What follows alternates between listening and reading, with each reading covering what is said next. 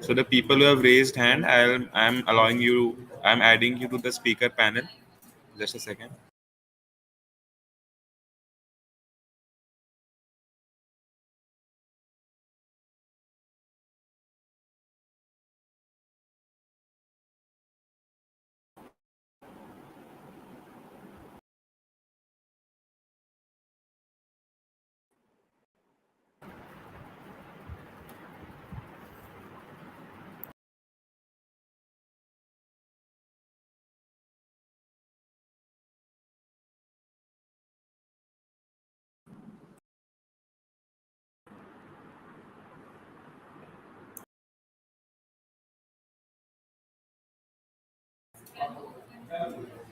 So team 13, can you hear me?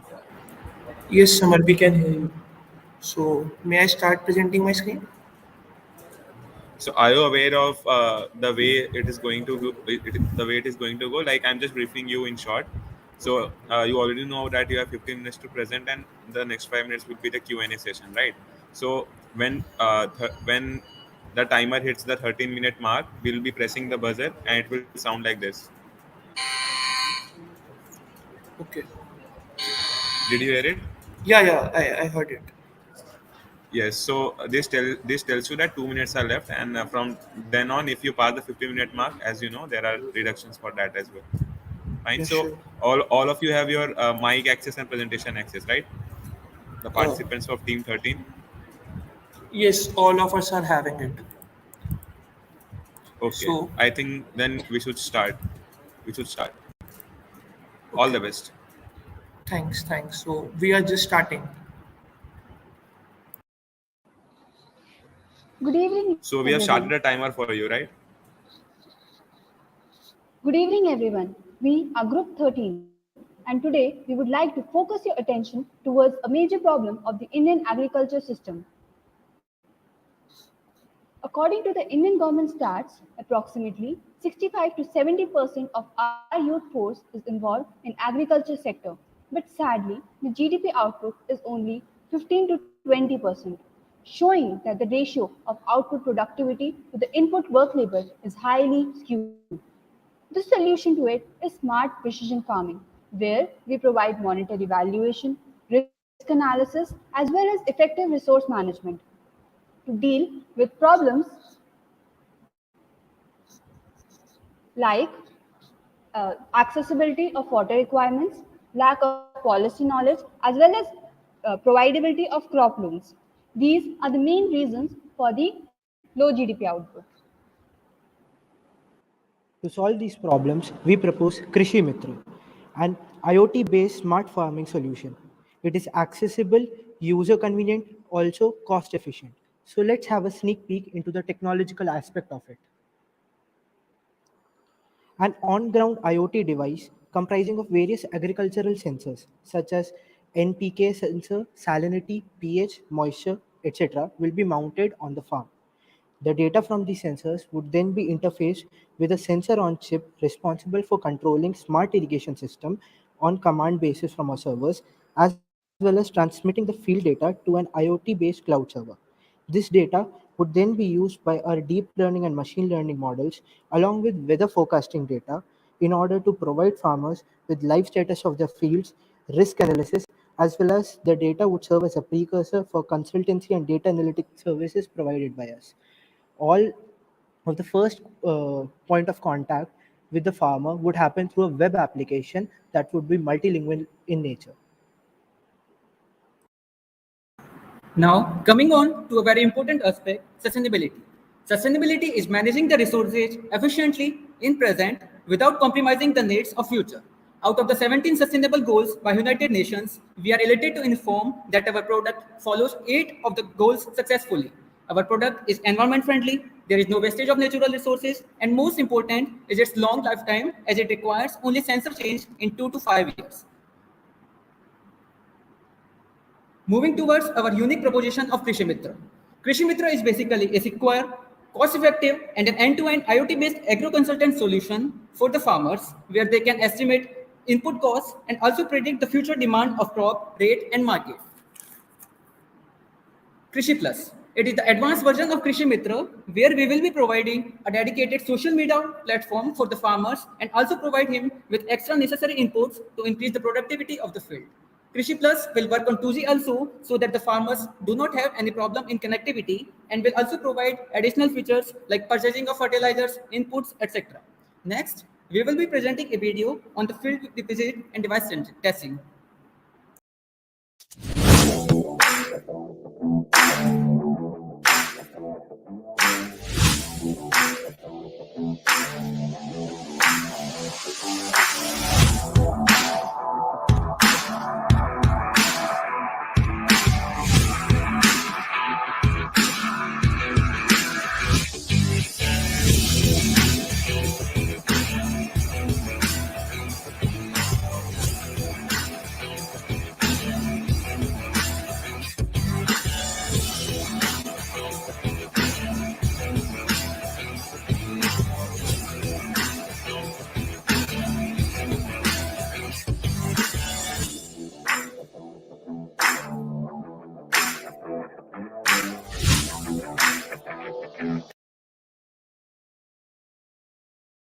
uh, who Krishi Mitra is for. It's for basically farmers as well as the financial institutions. For farmers, we would be placing those IoT devices in their farm using the data, running IoT into the cloud. We would be estimating what would be their crop insurance, what would be their crop loan, what would be their percentage of interest and all. As well as we can control the usage of water, usage of fertilizer, usage of pesticide, everything using our IoT device. And for financial institution, we can take the same data and we can help them in reducing their field work, in reducing their paperwork, in making their uh, uh, crop loans, in making their crop insurance premium lesser. As we are assisting them, the financial burden for uh, banks would also be lesser on the premium. Next. Yeah, these are our indirect competitors, and these are our direct competitors. As the social media tech giants are our indirect competitors, and our direct competitors are some companies, but they have a few backlogs. Next. Yeah, like this is our perceptual map. Why we are different from others and why we are better from others is to be understood from this. We are highly agri specific, highly tech enabled, and we are providing an end to end assistance. We are not like Kisan call center, which is agri specific, but it is highly manual. We need to call, we need to inquire about each and everything. We are not like YouTube, Meta, or India Mart, wherein they are generic for everyone. We are not like Bharat Agri, which doesn't use the IoT. Our nearest competitor is Fasal. Yeah. Next. Krishi Mitra. It is a pie for everyone. Like for globe, we are using all the renewable energy. We are saving water. We are increasing yield. For farmers, again we are increasing yield. We are reducing his crop insurance premium. We are making him get the loans through our IoT devices and our models. Then for banks, again it is reduction of paperwork for them, reduction of field work from them. There is increase in customer base for them. We are achieving for merchants and industries, we can increase their sales, and now they can reach beyond their limits by listing themselves in the application. For investors, NGOs, and bigger banks like Asian Development Bank, World Bank, we are an eco-friendly solution since we are uplifting the poor out of the poverty. All these are possible through our MVP, which is Krishi Mitra UI interface as well as Krishi Plus social media app. Next. Yeah. This would be our go-to-market plan. As I said, B2C as well as B2B, we are going in parallel with each other. For banks and insurance companies, we are reducing the paperwork and field operations. For essential companies like fertilizers, chemicals, agri-tools companies, we promote the use of Krishi Mitra in their units. And for marketing directly through Krishi Mitra, we want to organize knowledge clusters, weekly camps, and news, and we want to advertise through newspapers and pamphlets, as farmers might not be that tech savvy. Next. Yeah, these are our KPI matrices, the impact estimation and sustainability, which we have estimated using our IoT based thing. We can increase our yield up to 40%. We can reduce our pesticide up to 60%. We can reduce the water usage up to 50%, as we have an irrigation alert system. It improves the soil health also, and it increases the accurate use of fertilizer. Next. Yeah. Ha, this is our business model. Basically, the B2C Krishi Plus app is free for all. It provides basic weather forecasting, like you can upload photos and do community engagement. The premium app B2C, it is 500 rupees per season. We are charging it for installation maintenance of IoT based devices. Initially, why the farmer would install our own IoT based devices is because of the data that we would be giving him. Like today is is a very sunny day, uh, you need to add this many tons of water, or this is the best suited soil, I mean seed for you, for your soil, etc. and all. Okay, and the business plan, B2B, we have a flexible plan for merchants and industries to list their own site, to list their own like shop or products into our app. And we also assist these financiers and for crop loan and insurances. Next. Yeah. So this is our basic business model canvas. Why farmer would be installing? I already said we would be first providing them incentives. We would be providing them free of cost to just try this out. And if they found it useful, which we definitely sure, they will be continuing our premium subscription plan. Where from where would we be getting our initial fund? We would be getting it from World Bank, NABARD, Asian Development Bank, etc. Since we are meeting many of the sustainable goals.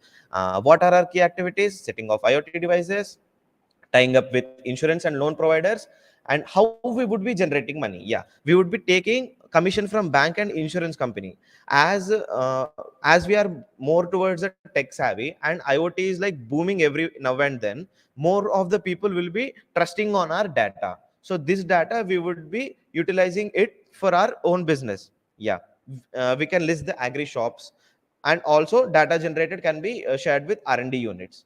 Next. So now coming to the cost of IoT device, as we have told that it is a customizable product. So as per the need of the farmer, a very basic IoT model which cost around 840 to the farmer, and the highest model with all kind of sensors and facility will cost around 8,000. The premium services and all kind of services would be same, just the device cost varies according to the need of the farmers. So now come about the revenue stream. It is very importantly said, money is what money does. So again, the aspect of money comes in. Farmer company is ours, and we are the most farmer-centric company. So our main aim is not to generate much money to the farmers, but to help them. But the revenue streams which we are going are through insurance company. We will be helping with them with the health analysis. We will be helping the bank by the loan approvals, and will be reducing their paperwork by IoT-based data. We will be charging a minimum commission from the insurance company and a bank as an agent. These companies can also help the farmer community by acting out as a source of incentives. They can provide a discount on the premiums with time, and we will be acting as a service-based provider in between. So we can also list agri product shop, as we know that in the recent market there are too much concept of middlemen, especially in farming culture. So to remove that, we will be acting as an agri product shop and a one-way solution from the manufacturing unit to the farmers. That is D2C, direct to the consumers, and that we will be working for. We will be generating the revenue in the form of commission and incentives from both the scales, and here also we are going to provide discount to our farmer community. Last but not the least, a very important aspect, that is we are going to supply a very important customized data to the agriculture R&D based companies in the form of assetization of data on the agreement basis, and we will be generating the revenue through that. So, what are potential milestones? As we know that we need a lot of data to make our machine better every day. So till 2025, we are going to collect a data on R&D basis, and we also will be installing the IoT based devices through NGOs free of cost, without any cost to the farmer, and we will be also giving the incentives to them. And in the year 2025, we will be aiming for Series A funding. For the year 2027, we will be going for Series C funding for the upscaling of our company. And for the 2028, which is our initial penalization, we are going for private funding towards IPO. Here also our aim remains same. We are farmer-centric company, and our aim is to help the farming community. So now this is a customer-centric UI proposal where the farmer can see the blogs, agri sites, e-papers, what is going in market, what we can help, how he can register. This is a one-stop solution to the farmer. Now the question comes that how we can help the farmer. Now the question comes that now we can help the farmer in this way. It is in English, but there is no issues. This website is going to be totally multilingual in nature, and this is just one sample in English.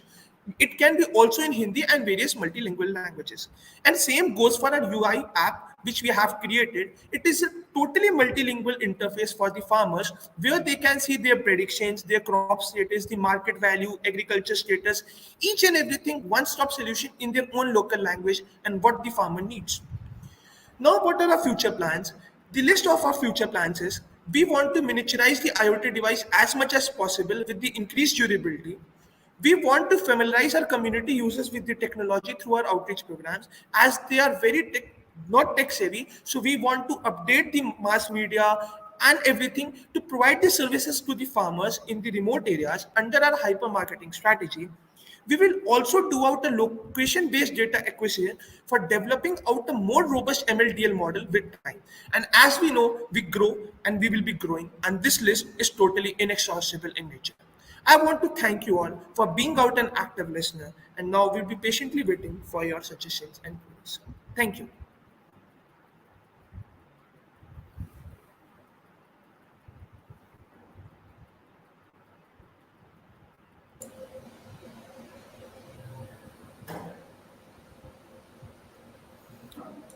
Yeah, hi.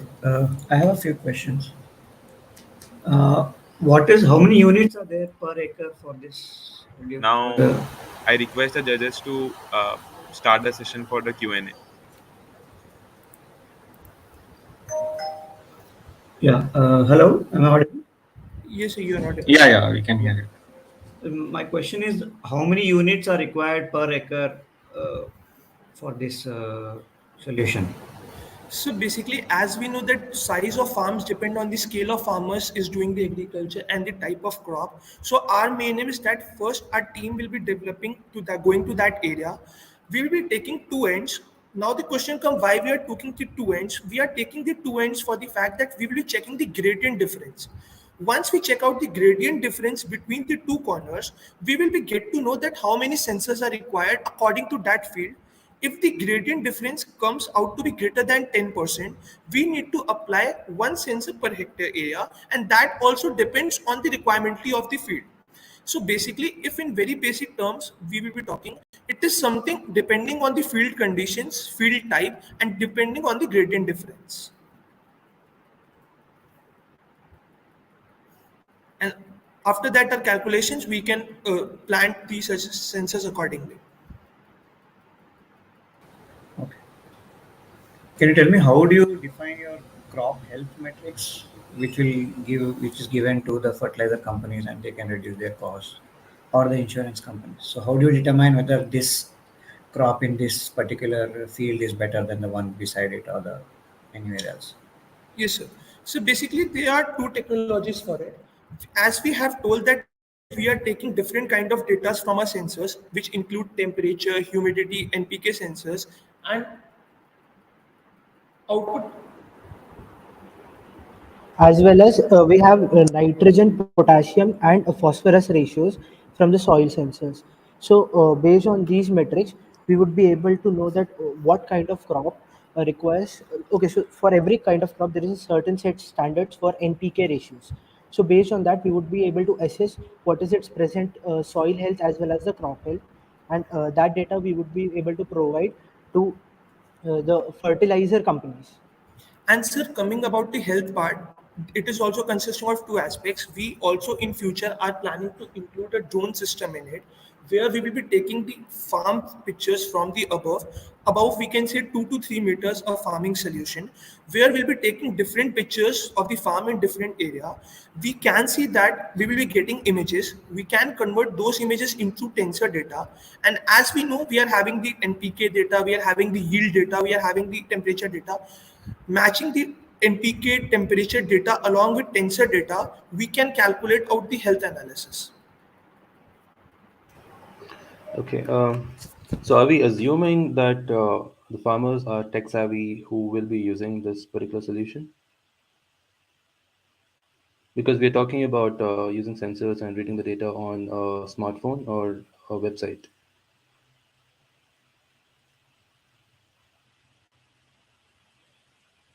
Hello? Hello?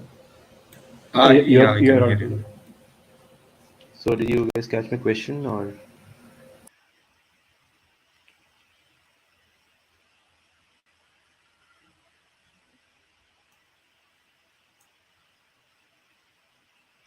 hello?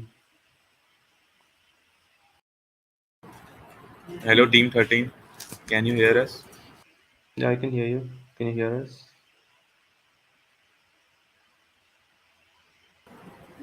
Yes, we can hear the question from the panel, but the participants, I'm not able Right, to right, right. hear them.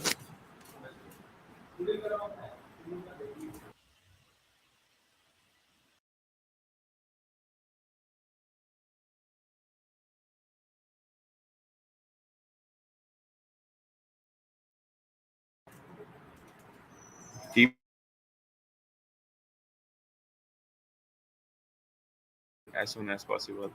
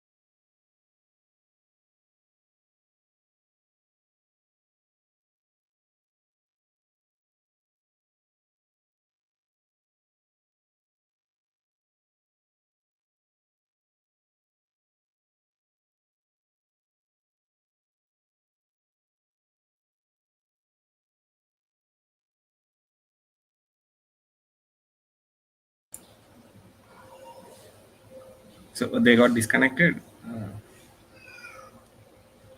Yeah, looks like it. I think they are all in same institute. Yeah, sir, I think so.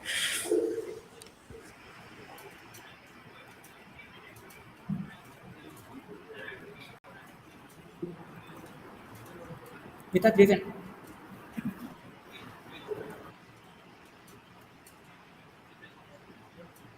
Hello, Divyam. Team 13 participants. Hello.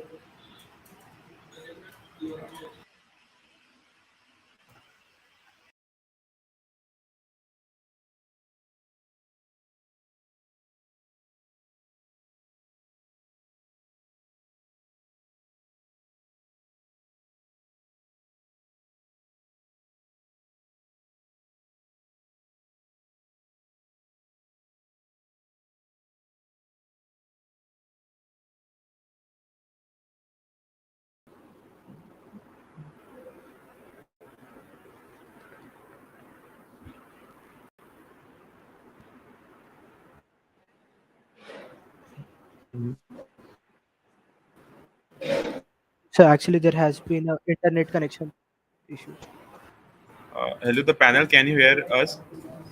Yep. Yes, Yes, yes, yes. Organizing yes. team.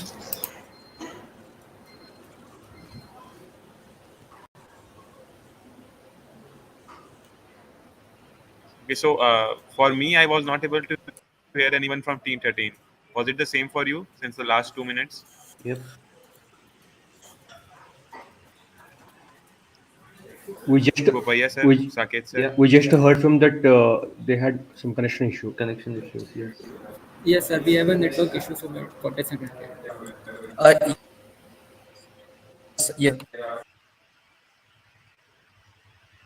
So is it fine now?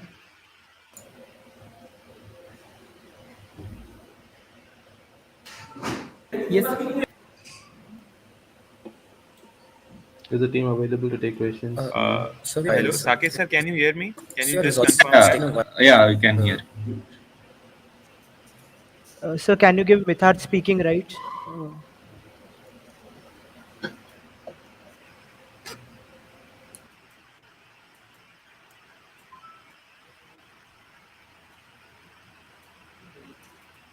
Hello, Anup sir, can you hear me?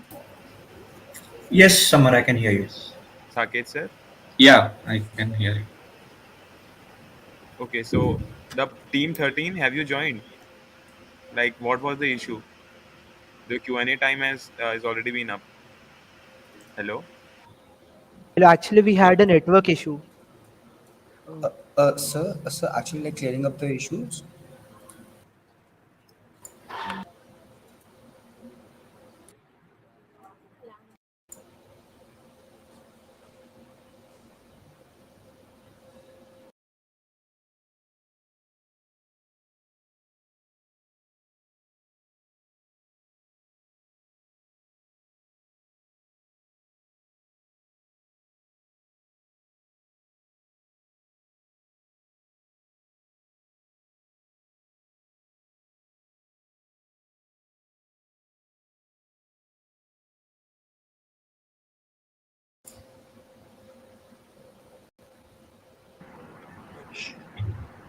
Hello. Really sorry, sir. Got some network issues in between. We are really sorry for the same and would love to continue the Q&A part. Really sorry for the same once again.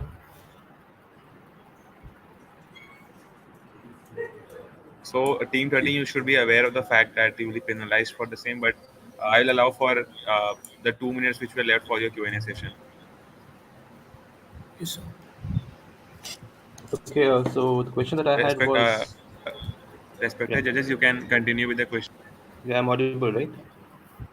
Yes, please. Yes, Yeah. yes. So the question I had was, Yes, sir, you are. are you assuming the farmers to be tech savvy to be using this particular solution? Because you're talking about a UI interface and a website as well. And the other question was, have you tested this? And do you have data that you have taken to the insurance companies to actually verify your claims? Yes, so we totally understand that because industry are that tech savvy, and we have visited various farmers comes in our tech savvy field as we have shown. And regarding the farmer track, the tech savvy, we have already said that where we will be teaching how to use the app, we will be providing them devices. This is a plan for till 2025. We will be also using the various mass communication program like we can give them weather updates or various data updates through radio, news. As we know, many of the farmers in our country, India, is dependent on these resources, and we can get some data and promotion from that part. Our media promotion team will be going through various farmers, and one of the most friendly aspect which I believe in us this idea is that it is multilingual. So what happens whenever one got something in his own language, he can get the feel that he is getting the data and everything in his own way. And for the small scale farmers, we need to teach them the various aspects of that what means what. With time, they will start seeing the yield data. Coming to the insurance company part, we as told that worked on a data set that was not that as much large as a starting company, but with time will be always growing as we will be getting more and more of data. For the now being, we have got the data from our recent closed locations for various aspects, and that we have shared with some companies. And they said that with time, once we grow more, it will be taking approximately 1 to 2 years to collect a great amount of data, and that data can be shared with insurance company with our ML model which we have shared. Okay. Yeah, one question I have. So the scale you're talking about is very huge, right? The So, number of team 13, farmers. I think the time for the Q&A session has ended. So, thank you for the presentation. Now, I'll request the next team, that is team 16 participants, to raise their hand so that we can continue with their presentation. Thank you so much, sir. Thank you so much for your time. Thank you to the panel. Thank you so much. And really Yeah, sorry yeah. Thank you. And really sorry for the problem caused in between. Really sorry once again. And thank you. Have a great No day. worries. Thank you. Thank Bye. you. Thank you.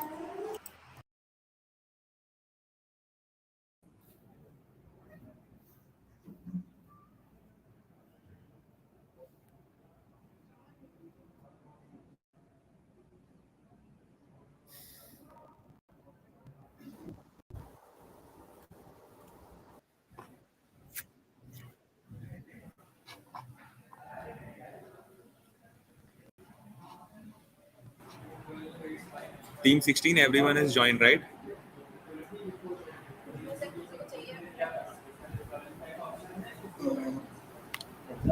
Sir, sir, just wait for 30 seconds. We all are joining.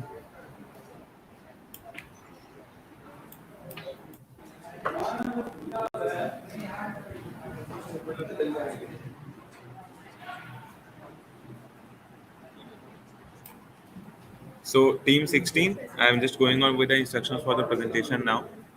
So as you all know, we are having the 15 minutes presentation for and the 5 minutes assigned for the Q&A session, right? So for the 15 minutes session, at the end of 13 minutes, we will press the buzzer. Now just 2 minutes are left for the presentation, and if you exceed the time, as you know, there will be deduction in the marks as well. Also for the Q&A, we will press the buzzer at the end of 4 minutes to inform you that only 1 minute is left for the Q&A, and we will just stop the Q&A session after that. So team 16, you can hear me, right? You can start with your presentation.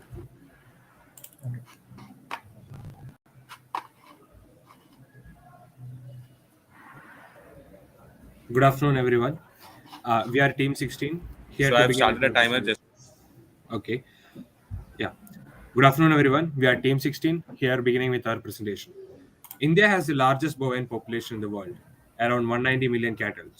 India is also the largest producer and consumer of dairy products with a production of 190 million ton and consumption of 90 million ton per annum. But what if I tell you that India's per capita milk production is half of the world's average, global average, and where we are lacking in that?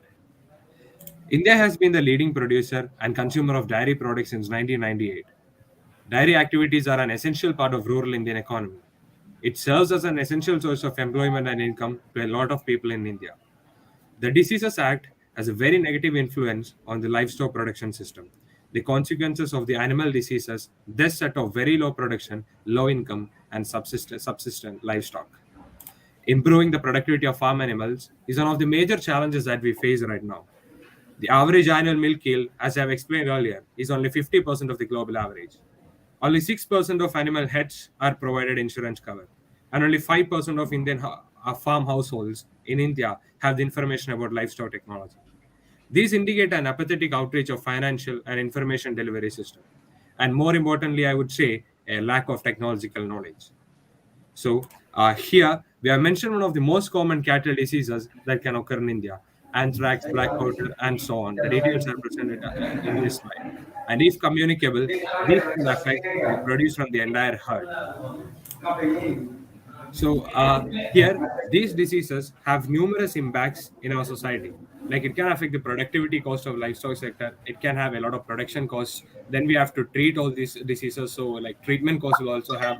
There will be a loss of income for the farmers here, and the diseases also have effect over the cattle's milk production. That is also shown here. Cattle mourn from a variety of infections, and these diseases are very common in places like India because in India most of the cattle are kept in very small feedlots. Proper health and well-being of cattle are important in dairy farms for the sustainable production of milk. However, it is very hard for a farmer in a very large farm to have day-to-day monitoring of each animal in his farm. Employees don't have enough time to observe animals and detect the first symptoms or diseases, nor the knowledge to do so on any other health issues.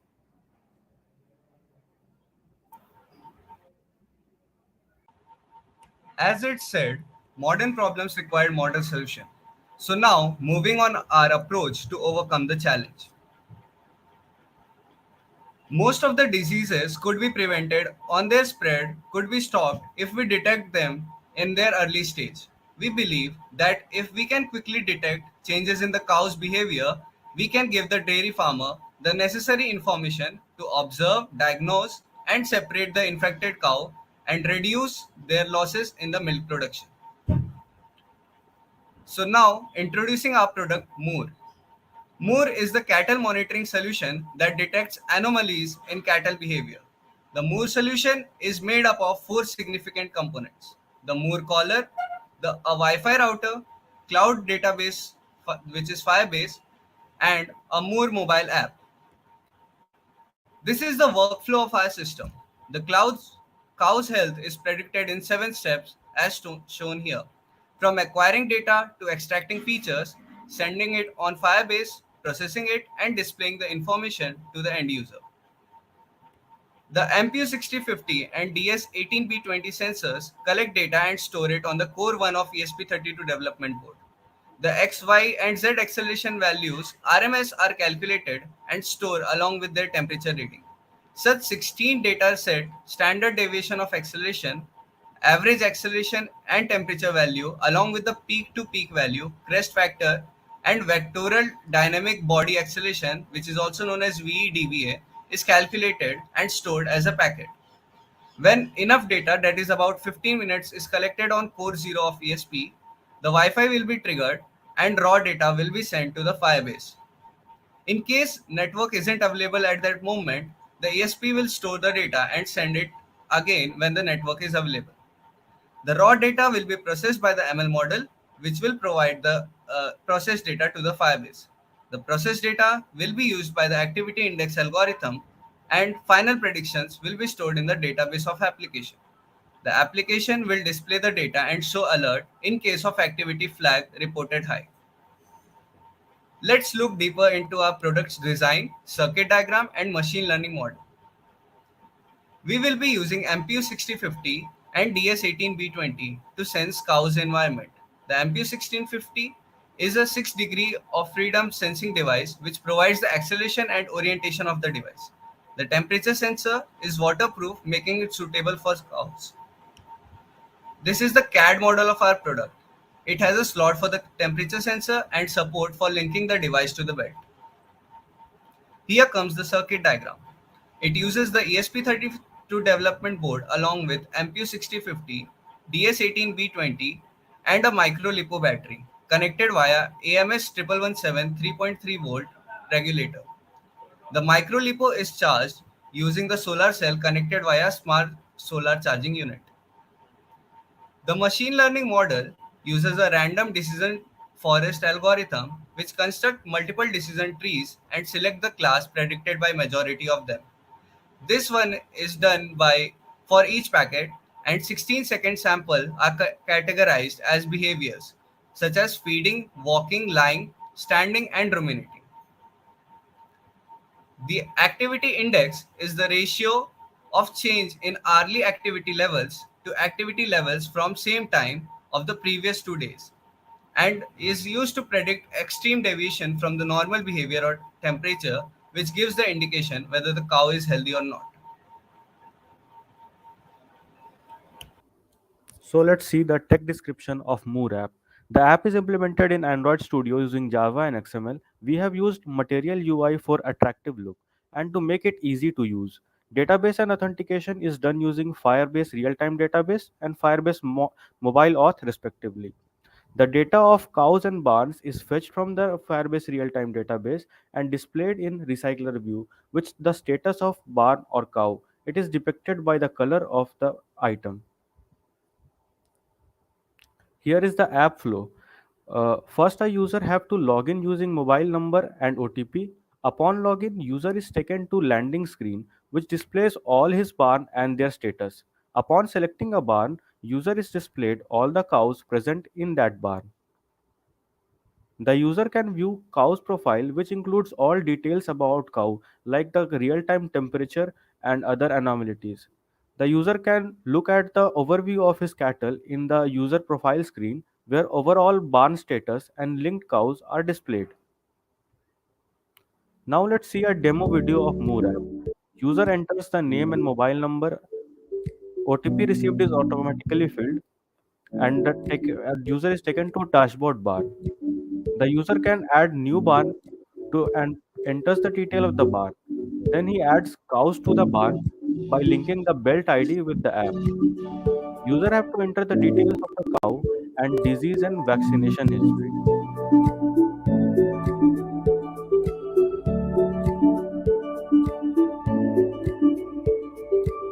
So now when the cow is added, user can save the barn. User can see the details of the cow, which includes real-time temperature, pregnancy cycle, disease history, and if there is present any anomaly, a red color flag alert is displayed. There is a search functionality we have provided for easy usage of the app, and then the user can see his profile where he can log out from the app. So now moving on to the costing part. The slide gives the detail of the list of cattle collar development cost for all the components which are required. And now here on this slide, we show our fixed costs and our recursive costs. The fixed costs include the more collar, which totals at rupees 850 and a router cost of rupees 800. We also look into recursive costs, which are fire-based maintenance costs of rupees 20 per cow per year and overall maintenance cost of rupees 16 per cow per year. There's an optional option for an external extra battery, which comes at rupees 140. So now moving on to the business model. So our business model is directed by social cause as well as the idea of expanding profit through more user base. We want to make our product feasible and appealable to the masses, and our value proposition is market driven. So in relation to society, it's very easy to use. It has unlimited access and it's a high technology product. For this, our key features involve real-time tracking of the animal's activity and temperature, and our energy source is simply the solar driven battery device, which allows us to have a backup of 7 days. Now this makes the device functional during large possible monsoon months where there could be not much sunlight, but this allows the battery to have some level of a backup so that the farmer can continue with his activities.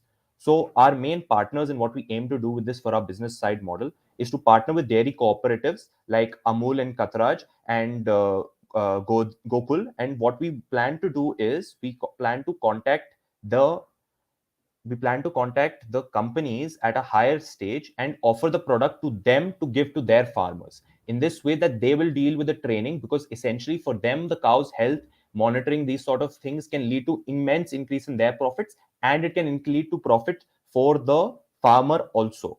So we will explain the technology to Amul the cooperative, and then we'll get them to teach it to their farmers, and or even them to maintain the data, while the farmers simply just have to use it and will take home more money at the end of the day because of the nature of the company. So our cost structure involves, and other than that, we want to target new age companies like Milk Delight, which are very focused on providing fresh milk to their users. So for them, the freshness and the health of the cows is going to be something which is very important for them, and that is the kind of markets we would like to enter in at the beginning level. Another key partner are going to be local dairy farms based in urban cities like Mumbai, Pune, Bangalore, who provide fresh milk to local areas. For them, we would be expecting them to buy less amount of the collar, but for their higher yielding cows so that they can increase their money at the end of the day. Our cost structure involves production, marketing, maintenance, and internet service costs. For all these services, we do need some revenue streams. And for our case, it's selling collars to farmers and cooperatives and using advertisements in our application, which can be helpful for cattle farmers to gain access to new things. So now we come to our AARRR framework, final framework. So for acquisition, what we plan to do is we plan to introduce people to our product through expos and through initially just going to these cooperatives and offering them this product, telling them about their advantages. For activation refers to the users which take the desired action from the encounter. This is going to be the people who opt for our technology. Once we've activated new users, we'll monitor how many of them are continually showing interest in our product. That's our retention. Then we will, through referral, we will need to identify the kind of people who we want through social awareness, through farmers speaking to other farmers. We hope that they will spread the word of this product through their own networks and otherwise through local farmer markets where we'll keep demonstrations to keep a level of engagement. And then revenue, we hope to target cooperatives and earn revenue from them. So for all this, we need some success metrics. And for our case, it is adoption and engagement, customer acquisition cost, customer satisfaction, and our monthly recurring revenue. Now diving into the future aspects of our product. Currently, what we are able to do is we are able to tell anomalies that might indicate diseases. But if we are able to determine the disease and possible ways to reduce the risk to cattle, that is going to help us a lot. Next, for that, we're going to need to train our ML based model with more data. And we also aim to integrate a network of veterinary doctors, so that if a farmer who's doing it does not have access to this network of vets and doctors, they can take the right action and take their cow to who is to the vet when required. And now here are some other alternate focus areas that our product is capable of doing. So since our product is capable of monitoring health and motion and temperature data of animals, there are two major sectors where we think that this can breach otherwise: monitoring of pets and conservation of endangered species for wildlife. Because currently when they track wildlife by tags, when they want to study them study their motion patterns and other things, they use ear tags which are painful for the animal and require capturing the animal. This sort of thing would be less harmful for the animal, and it would provide more amount of data, and being solar powered, that will also be a benefit. So thank you. With this, we conclude our presentation and we are open for questions and answers.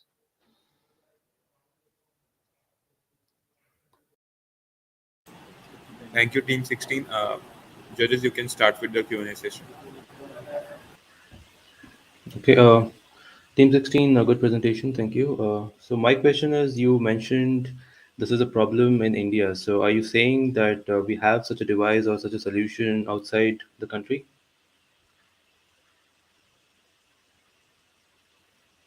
In other countries like the America and USA, the farms are of much larger sizes, and they use much more different scientific technologies to keep a track for production. The kind of solutions that they opt for are just not feasible in the kind of cooperative dairy structures that are most prevalent in India. India's, you could say, the formation of the dairy sector in India is completely different. So rather than trying to shake that up and forcing ourselves to become like USA, which is never going to happen, we believe that this solution is something which is much more targeted at Indian markets and would be able to solve the problems. So while these solutions do exist abroad, they do not exist at a level that would be implementable in India. Okay. Hi. So where is this sensor which is kept? Is it a tag or is it a collar kind of thing which attached to the cattle? How is the sensor attached to the cattle? So it's gonna be a collar attached to the neck. So how do you check the temperature? Is it a ambient temperature or the cattle temperature? The cattle temperature, but the actual measurement of cattle temperature should have been from well his ass, but we couldn't do that. So we are just gonna check the body temperature from the outside. Okay. You check the body temperature. I didn't understand. Sorry. We Well, check the body temperature from outside, and then using that we can extrapolate the internal temperature of the cow using certain predictions, because we want the internal temperature of the cow, and obviously internal temperature is not something that we can measure very easily.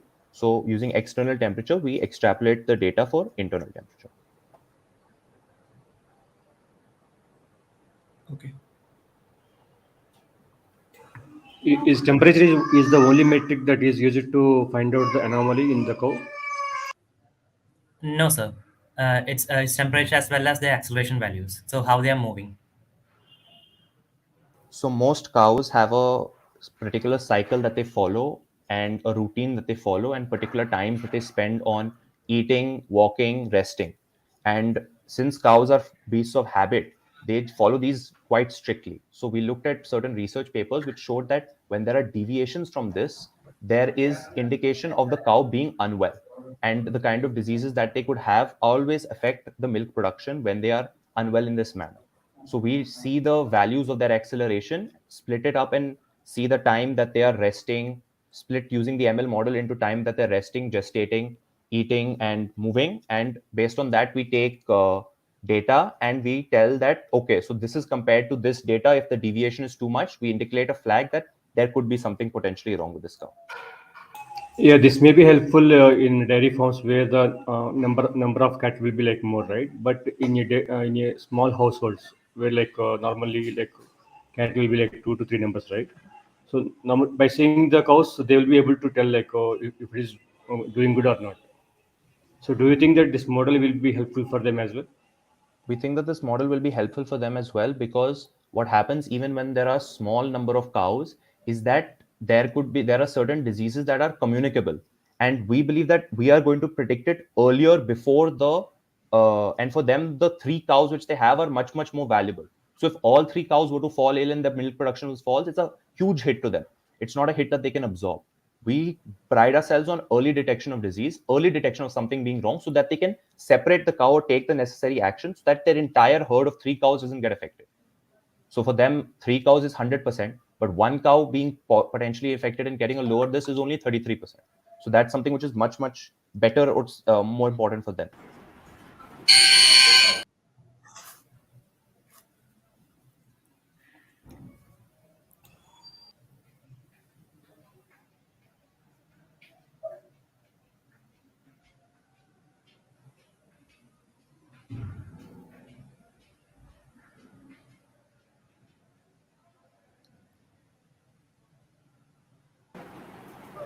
So judges, is the Q&A session over for from your side? Yeah. One quick question that I had was you spoke about the activity index. So was that derived based on your model, or was it easily available that you have applied on your model?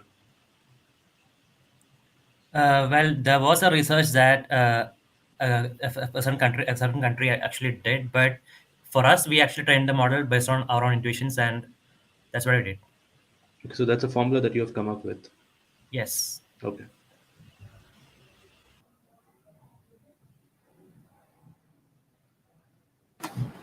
Thank you, Team 16, for coming up with your presentation. The time for Q&A is also up. So I request you to leave the meeting so that we can call the next team on board. Thank you. Thank you.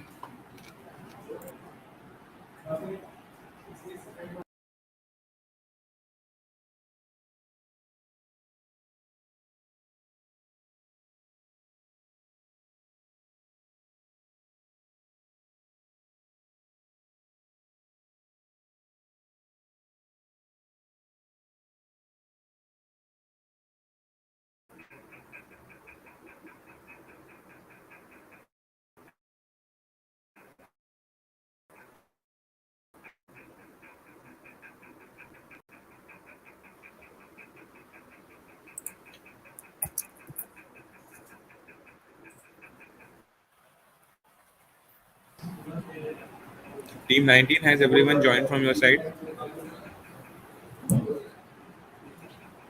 Yeah, I suppose.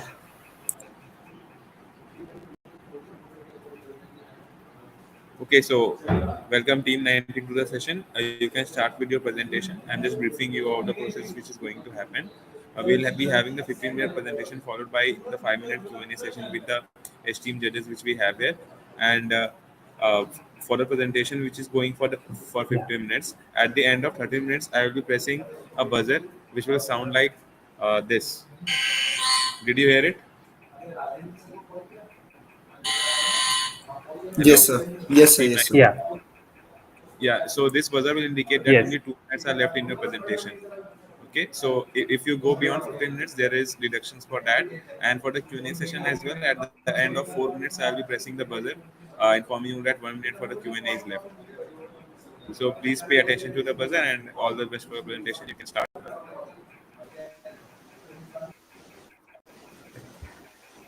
Yeah.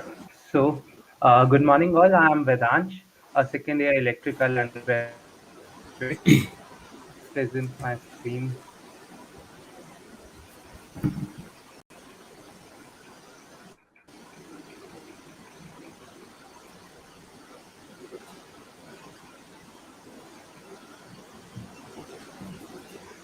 So, uh, my team and I are going to present you a device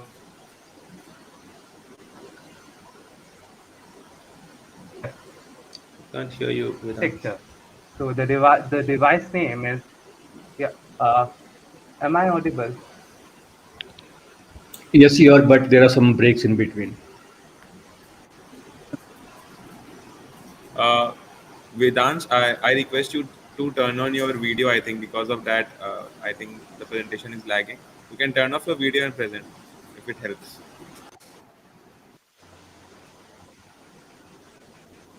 Uh, is the presentation fine?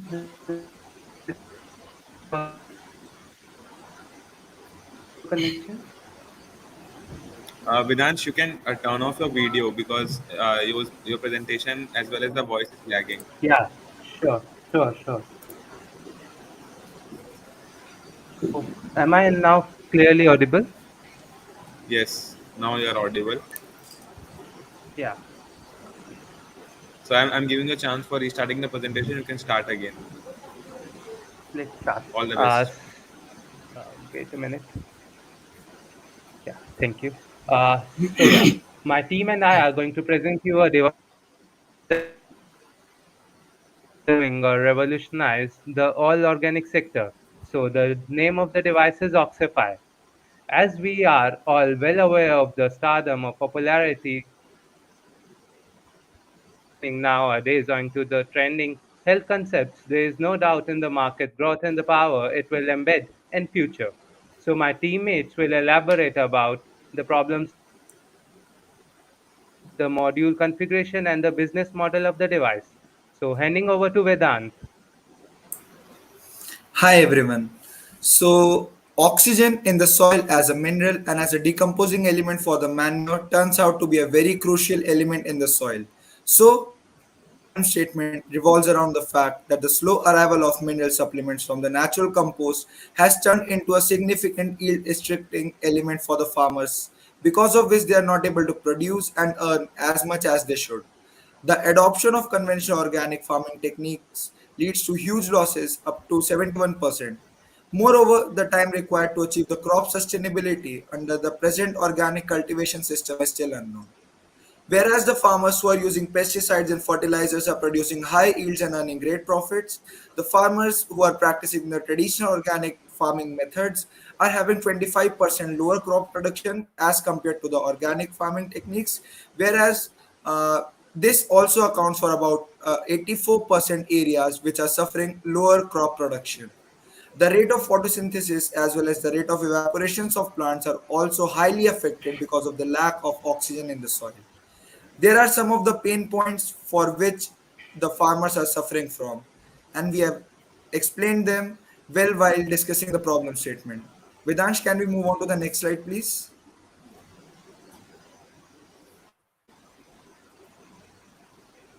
Okay, so these are some of the pain points that we have well discussed. Like there is a 25% lower crop production grade rate, 71% loss in the conventional organic farming, 84% less area suffered, and all these things. So, so as discussed earlier, the delay in the release of minerals from the soil because of the lack of oxygen turns out to be a significant yield restricting element. Vedansh, can we move on to the next slide, please? Yes. So, therefore, an eco-fitting accommodating technique to convey the adequate oxygen into the soil is urgent to work on microbial movement. Thus, we are increasing the rate of microbial activity by enhancing the oxidation in the soil. And to solve this issue, we are banking upon the nanobubble technology. Next slide, please. Yeah. So the basic design idea of a device will is as follows. We will be using the oxygen level measuring device and will be measuring the oxygen level in the soil. This real-time oxygen content will be transferred to the web server via the oxygen meter. It is analyzed and provided to the microcontroller through the Wi-Fi connection. If the oxygen content in the soil will fall below the threshold value, which will be already mentioned, the nozzle of the outlet is operated to release the required amount of nanobubbles into the soil. The nozzle is automatically closed when the soil's oxygen level crosses the threshold value and it achieves a healthy level. So our module design here suggests that we will be implementing the nanobubble generator into the field that will be releasing the nanobubble to meet the oxygen needs of the soil. So now I'll be handing over the mic to Vedansh for describing the module configuration.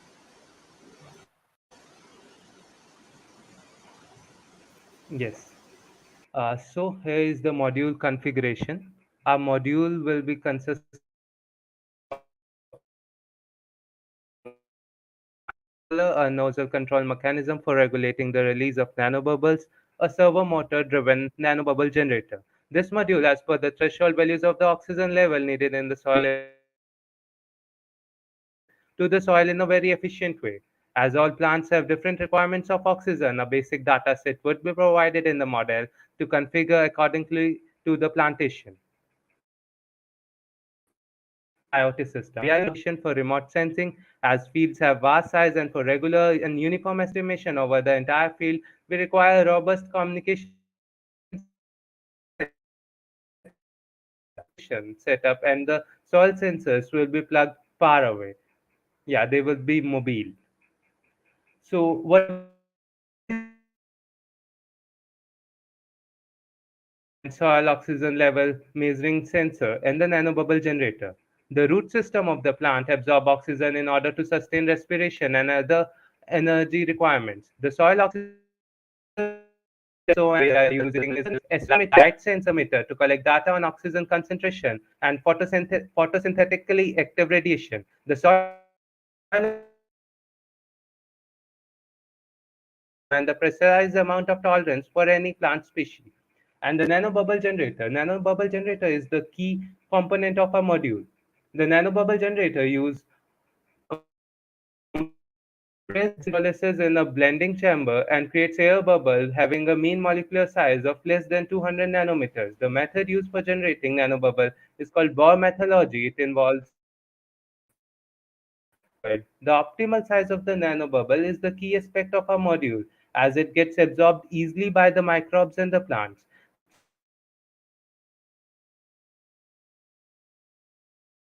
So as to replenish them, we can see that there is a cavitation process. We can embed easily nanobubble technology is a pioneer in the agri sector, and utilizing it to the full extent would definitely would be the I would handle the mic to Dhananjay, my teammate. So now, I would like to present the future aspects and improvement in our device. We aim to analyze the nutrient content of the soil and then replenish the deficient macronutrients through nanobubbles. As you all know, farmers suffer from serious health hazards while working on farms due to excessive use of fertilizers. The hazards can be linked to excessive coughing, congestion, some even shown symptoms of bronchitis. So another improvement would be using nanobubbles for pesticide removal, as the nanobubbles carry charge on them and pesticides are also charged. So a mechanism could be devised to extract all those pesticide content on the harvest before supply, and the research work is ongoing on this. So we can successfully conclude that the device has wide application and could prove to revolutionize organic farming practices by enhancing the yield manifolds and promoting the native organic culture. The device is completely automated via IoT implementation and is easy to use for a person deprived of any technical knowledge. Next slide, please. So now I would be giving you an overview of the business model of a device. Keeping in mind the uncertainty of the ongoing pandemic, the Indian food market is still expected to exhibit a promising compound annual growth rate of around 20.5% in the next 5 years. Continuous tracking of changes in purchases behavior across the country, it has been concluded that factors like urbanization, increasing consumer expenditure capacities, especially on health and wellness products, and growing positive perception of organic products are acting as a major growth inducing factors. The substantial increase in foreign direct investment in the food processing sector is another key factor contributing to the overall market growth. As you can see in the timeline on my screen, by the end of 2026, the market is expected to grow to 42 billions.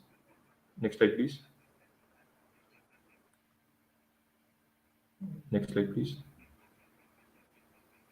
The customers we are targeting would be organic farmers like large farmer unions in Meghalaya, Sikkim, big organic plantation farms like Amalgamated Plantations, Baramati Agro, Bunge India, DuPont India can also benefit from a module so as to boost the quality of their organic harvest. Even premium organic food suppliers who supply quality organic food for sportsperson, celebrity, and high-profile persons can also be targeted. Since this market is untapped and contributes to 16% of the GDP as well as 45% of the employment sector, we can conclude that we have a great market potential. Thus, we wish to be sharing a great customer relationship with the consumers. So now I would be handing over the mic to Anish. Next slide, please. Yeah, so when we think of a business model for a product, this is relatively a newer technology, an emerging technology, the nanobubble technology we're talking about.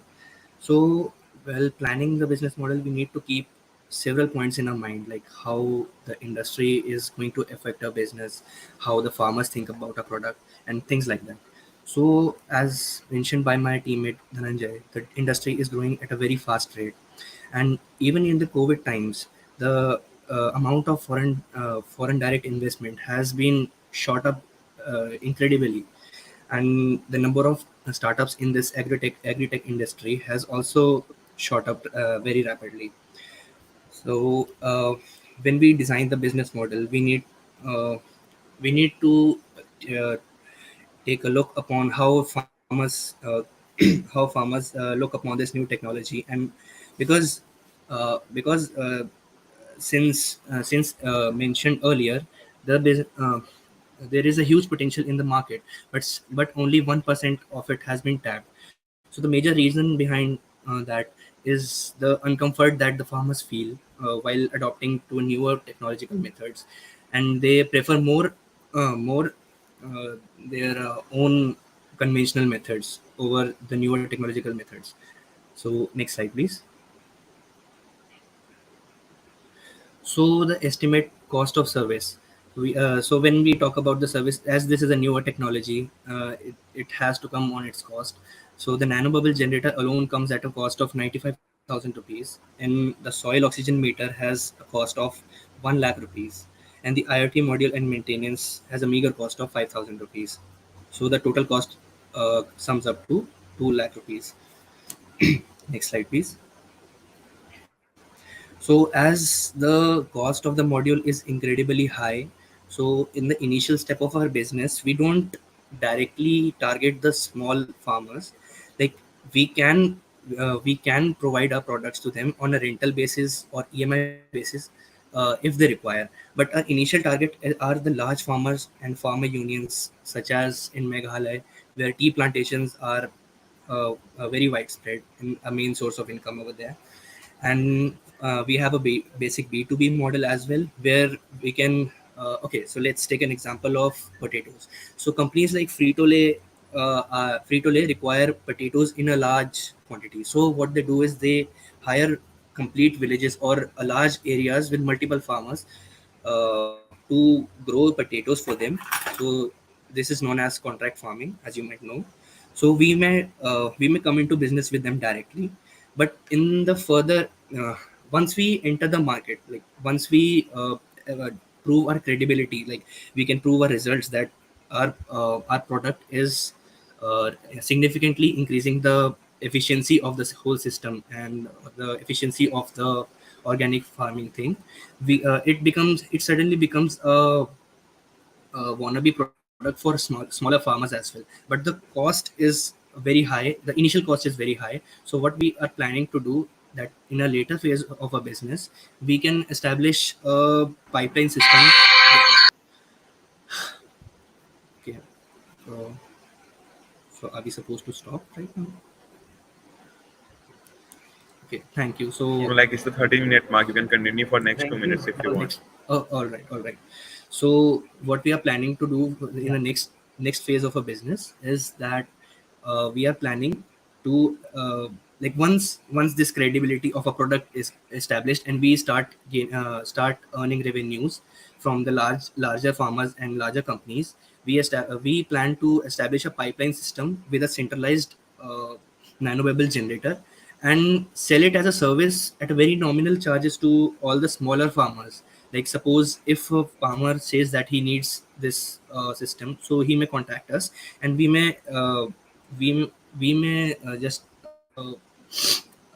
we may rent out our service, that the pipeline which we have established, and provide him the nano bubbles and whatever other things on a very meager costs. So that's all from our side, and we are open to questions. Thank Yeah, you, Team 19, for your presentation. We can start with the Q&A session now. yeah. Judges, you can please start asking questions. So the nanobubble technology, it's already used in fish farming, right? How it affects your business? That is a very different industry, I think. We are focusing more on the agriculture industry, and the pain point. We are focusing on the pain points like lower growth in organic farming and higher pesticide use. So we aim to reduce all that. Yeah, on a similar note, similar question. So there are some soil nutrient improvement, technologies and oxidizers available in the market. So as a product, how is it unique compared to what is already available in the market? For example, nanobubble technology is again So what it is uses available. the nanotechnology. Nanobubble is not used widely in the market. It is the pioneer. Nobody is using nanobubbles, and nanobubbles have the advantage that they are easily absorbed in the plant and the microbes. Our main focus is to enhance the microbial activity of the manures. As you know, the fertilizers could provide easily the nutrients, but we don't use fertilizers, we use manures, and the manures don't have that fast decaying rate. So we are enhancing the decaying rate of the manures. So that would increase the yield. So, one sensor, how long is it supposed to be inside the soil for it to? Is it for the whole season or is it for a certain We number of time? can we can plug it for permanent. Yeah, we can plug it for a long time, but we are sensing in intervals. Like we want on daily basis. Like we want data for today. We can the data. Then we will switch on our nanobubble generator. Will provide the oxygen. Then once it is replenished, it will take according to the size of the field. It will take the time. Say it has a 1 hectare, so we estimate the time it would take is uh, to completely provide the nanobubbles to spread the nanobubbles equally across the field. So it is time dependent according to the size of the land we are implementing on. What is the installation cost, maybe per acre?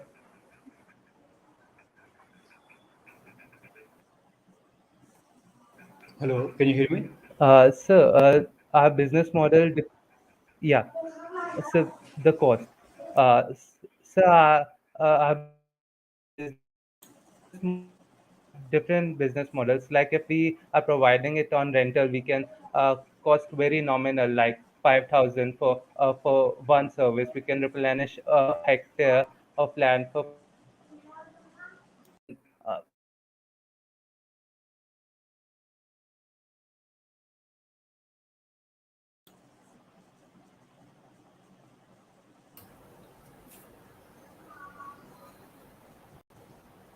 Then periodically, like in one season it will be requiring multiple times. Suppose 7 to 8 times in a growing season, he will be requiring 7 to 8 times the need of the nanobubble generator. He can rent from us, or he can keep it. He can purchase from us the device and keep it in a large farm. If he has a quite large farm, so he would be requiring it more frequently. Okay, so the cost of setup you mentioned 2 lakhs in your slides, right? So, what is the area that it can support? Like for say 100 acres land, will that be sufficient, or you need more units of the same? So I lost you. I couldn't hear the question. No, the 2 lakhs amount you mentioned, right? The cost of setup, nano generator and sensors, etc. So, will they support say 100-acre farm, or do we need multiple units? Sir, the module can easily support a 100-acre area. multiple soil oxygen meters, we can see the yeah And the soil oxygen meter. We can it is mobile. We can content of one place, then move it to the next place, and like that. But we require a single nanobubble generator. It is capable of generating enough nanobubbles like the farmers are using bubble for tube a wells field and size of about 10 hectares for a day. the farmers are using tube wells and drip irrigation systems at some places. So we need a single nanobubble generator installed at the source of water, so that can generate according to our requirement. Like if the area is low, then we can reduce the density of the bubbles emitted, and if we have a larger area to cover, then we can Uh, increase the density. team 19 actually have already passed your Q&A session by 30 seconds or so. Thank you for bringing in your presentation. And I guess I request Team 19 to leave the meet. So Team 19 to meet, leave the meet so that we can call the next participants. Thank you. Yeah. Thank you, sir. Thank you so much.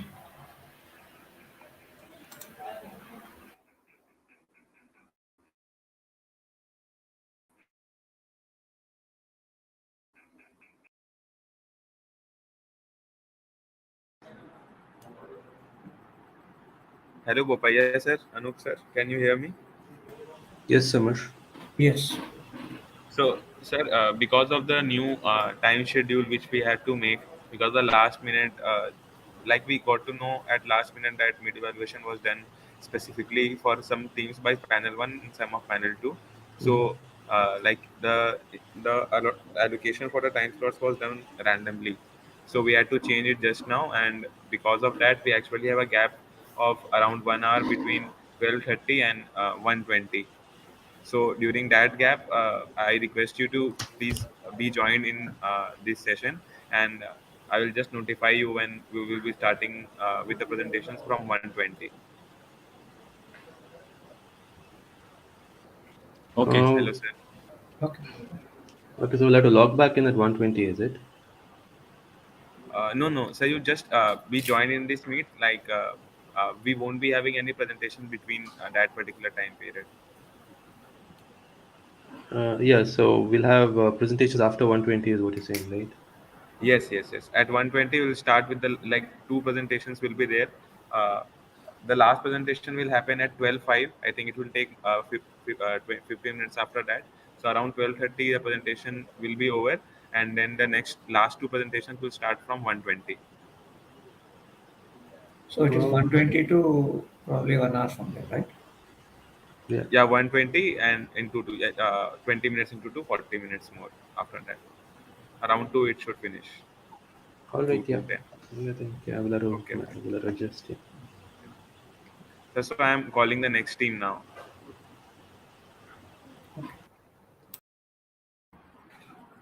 So, team 18, you can come and raise your hands for getting the speaker access.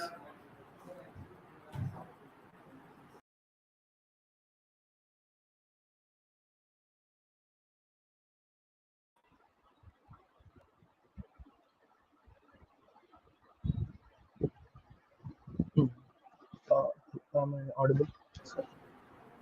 Yes, you are. So, are you the only one who will be joining from your team? There has been some network issues. They are joining and sorry for that. Please be quick. Yeah.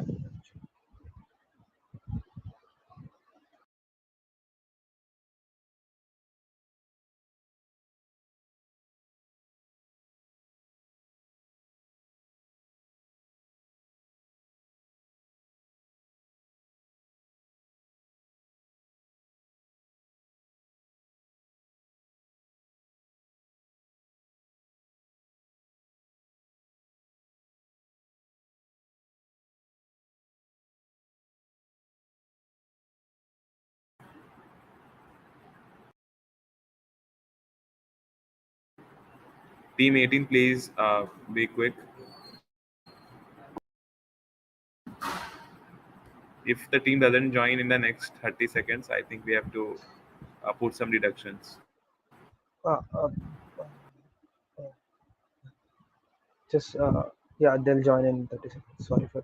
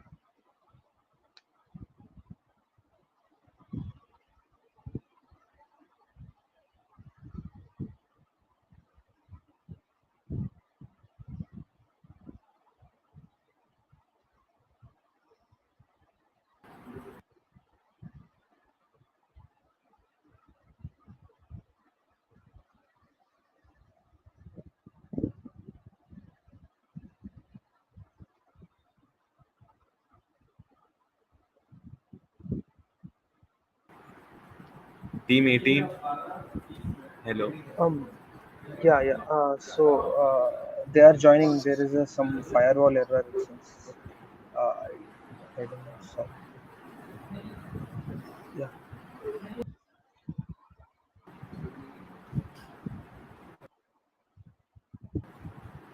We have already shared the instructions to get familiar with this particular platform, right? Yes. Yeah. They are joining.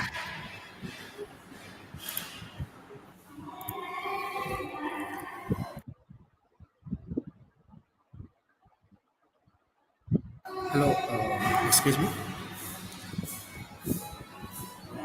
I think everyone from Hello. Team 18 is here, so we can start the procedure. Okay. We can start now then. Uh, I think they need to join, right? Like they didn't raise their hand.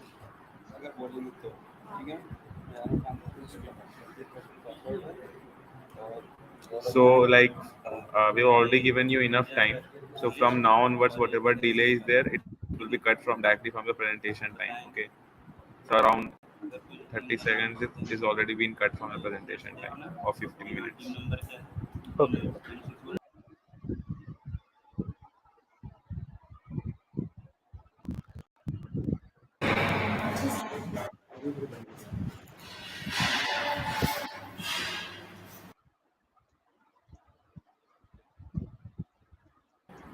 Everyone has joined right now.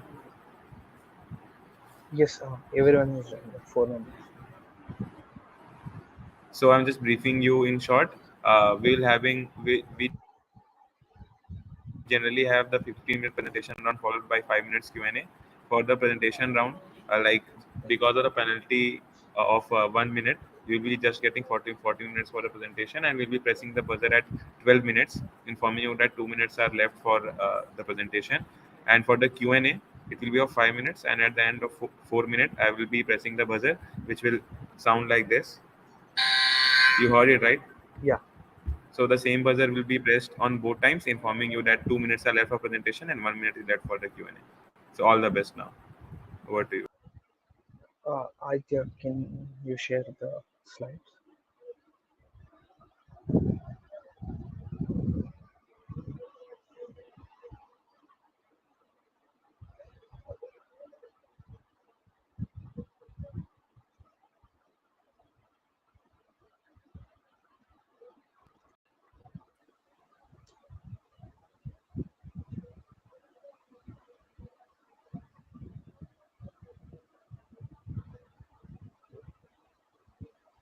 So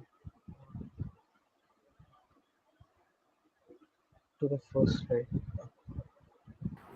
Team 18, like 30 seconds have already passed. Start fast. Yeah. We are starting. Yeah. Uh, yeah. Uh,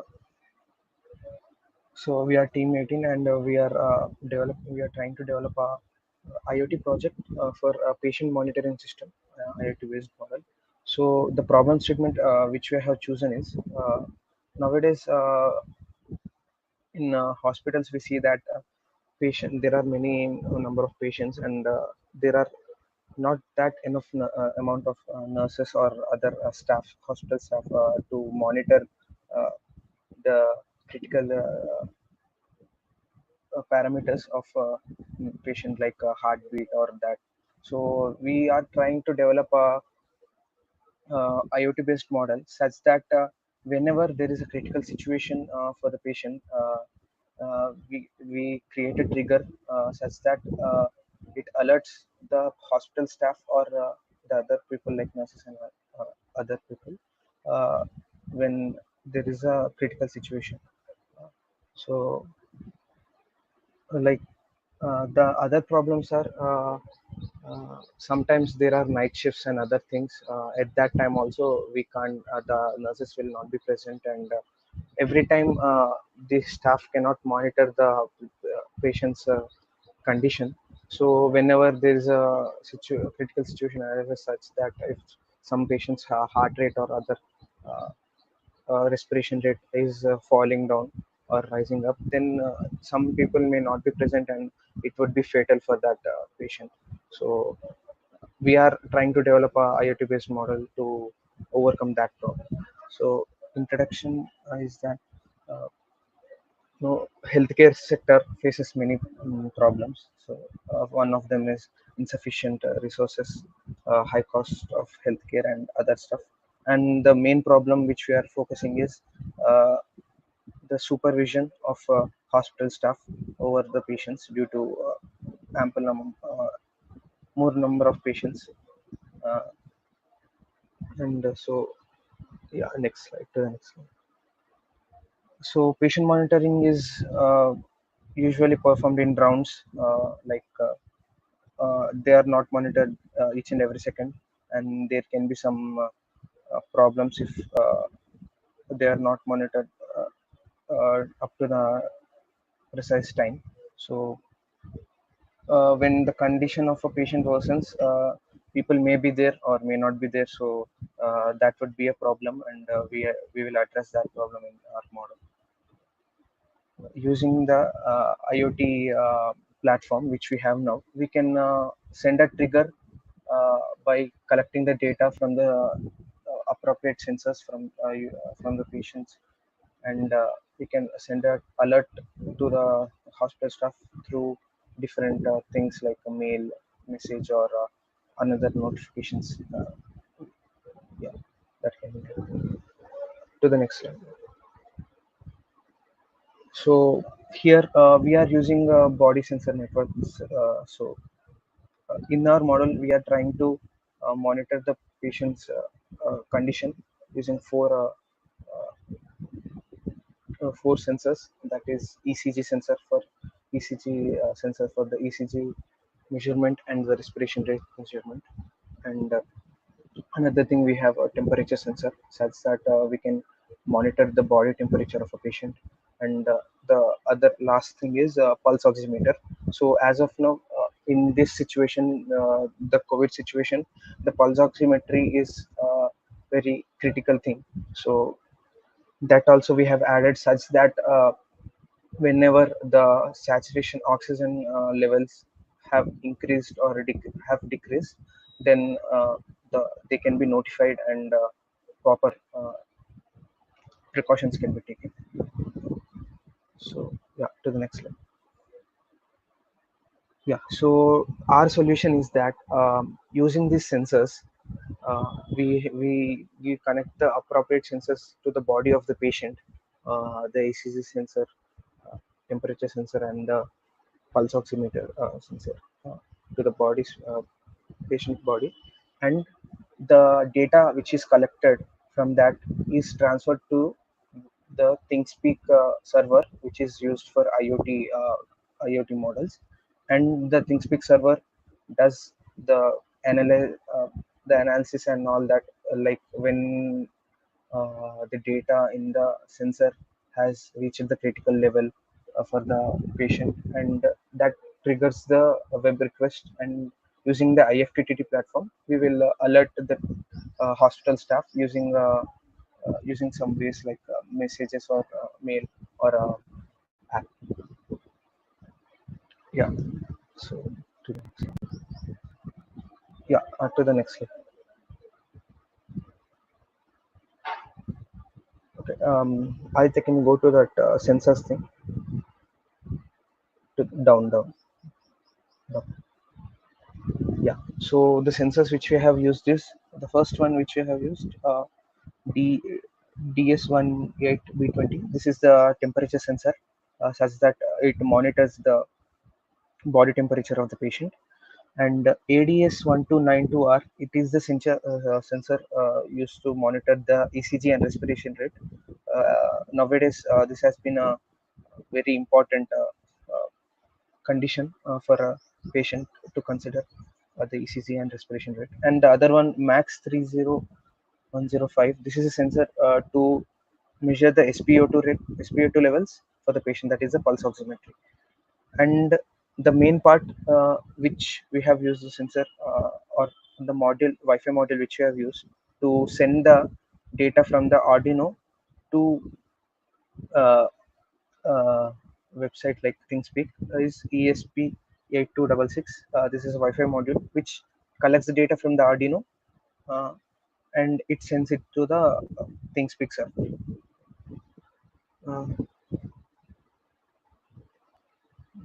to the next. So the yeah yeah. So this is basically the flowchart of the schematic of our IoT model. So first we collect the data from the sensors from the patient.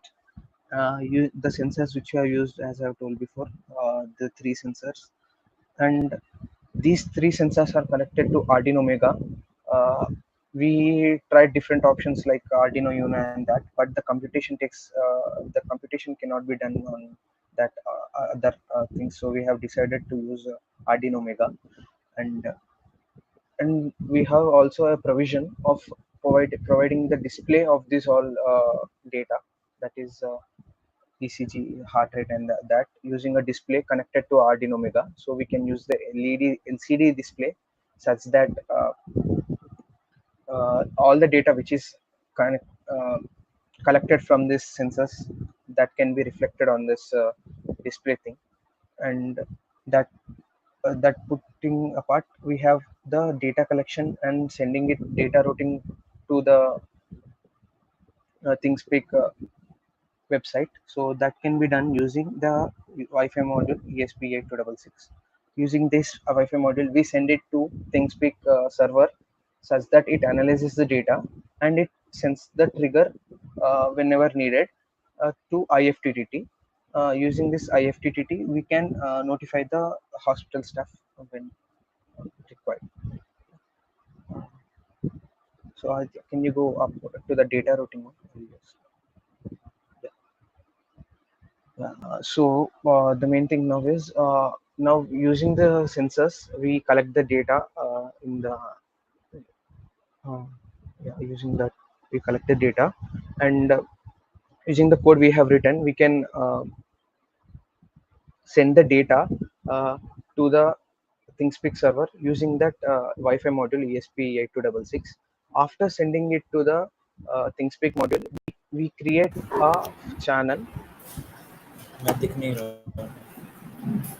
So, so we create a channel which has four fields for the four different measurements of the sensors, and in each field we set a now we have two apps which we have on ThinkSpeak. One is React and one is ThinkSpeak. So using React, we can send a trigger to Thing HTTP. That is the app which sends a web trigger to IFTTT. So using the React app, what we do is when the patient's critical situation is right. So we have for example, we have a field called respiration rate. If that respiration rate is greater than 90 or something, so yeah, that slide, yeah. So we have the criteria for critical condition of patient. We have considered this. Uh, uh, if the respiration rate is greater than 40 or less than 8 breaths per minute, that triggers the thing HTTP thing app, and the thing HTTP app will trigger a web request to IFTTT, such that when the IFTTT receives the web request, it sends the notification through IFTTT mobile app to the hospital staff. So as of now, we have only considered the uh, IFTTT mobile app for triggering the uh, alert. Uh, uh, Furthermore, we can do is we can create an app such that it displays the data, and also tri- it provides the alerts whenever required. So and the other criteria for the critical condition also is mentioned. So oxygen saturation is less than 90%. Then we alert the hospital staff, and pulse rate which we can get from the ECG sensor. If that is less than 40 or greater than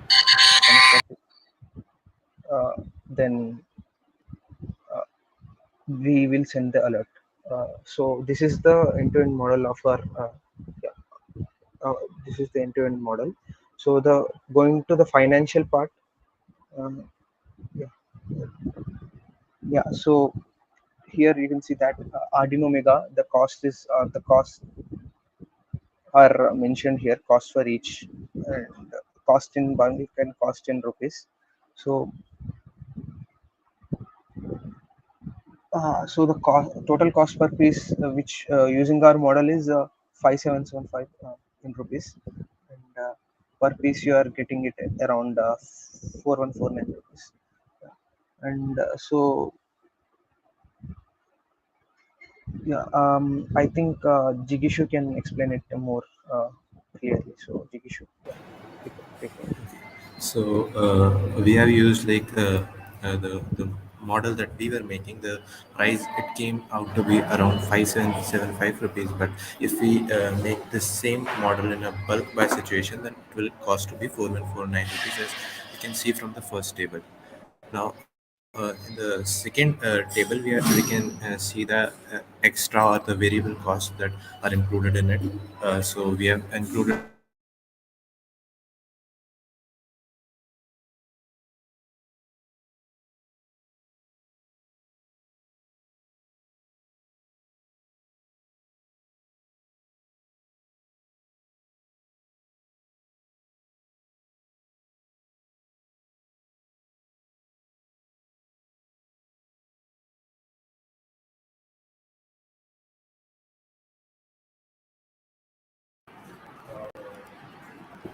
Hello, this is in hello, Team 80, and am I audible? Yes. yes, sir. So the time is up for you guys. We can proceed for the Q&A session now. Okay. Yeah, I have one question. There exists already a network of patient monitoring system in hospitals, right? So, how will that complement this, or will it be an enhancement with emergency notification for nurses and HUD display for emergency nurse management? How is that different from what the proposal here is? So yeah, we have gone through these models before. We have seen this model. So the main part which we have developed in this is, in the previous model, they have not included the pulse oximetry, the SpO2 levels, and they have not integrated all of these sensors. So the required the means in critical conditions can be recognized using these sensors.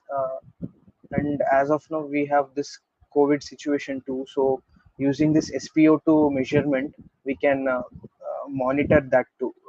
This yeah, the monitor the SpO2 levels, and send the proper alerts when required. So that we have integrated into this model. Okay. The unit cost seems to be very high, right? So did you explore the other options available in the market? Because Sorry, there sir, are I couldn't get it. unit cost that 5,000 you said, you mentioned, right, in the business model. Yes, sir. That seems to be very high. Did you explore like other options from different vendors in the market? Sir, Uh, the price can be reduced up to 950 rupees per unit, but the things that we have used are the things that were available to us and the things that we could made in the duration. I'm sorry, I could not get you. There's a lot of background noise. Okay, sir. Sir, actually, the price of a single piece can be reduced up to like it's 4149 for the bulk buy situation. Right. It No. can be reduced to up to 900 rupees Mhm. per piece by using the other sensors like Max 30102 and by using other vendors' product. But the things that we have used is what we were having or what was available to us, and we have constituted that as the main. Yeah, but that should not be the part of business model, right? Business model should be like the efficient one, right? Okay, my next question would be like these sensors are like external to the microcontroller, right? So how the data from these sensors will be sent to microcontroller? yes, sir. So this sensor data, which the sensors will be directly connected to Arduino Mega. Mhm. So using the proper modules, so we have a Max 30105 module in the Arduino Mega code. We have other ECG modules and temperature module. We have using using the code, we can extract the data, and the data which now using the ESP 8266 module code which we have using the 80 commands, we can send the appropriate data into the appropriate fields in the ThingSpeak server. Okay, and which communication protocol? Like it's on I2C, UART, or SPA? Like how? What is the communication channel? As of now, we are using I2C. Okay.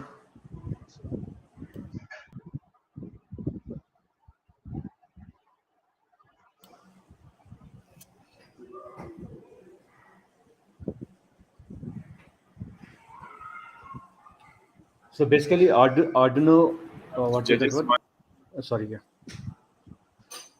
Hello. Yes, sir. You can.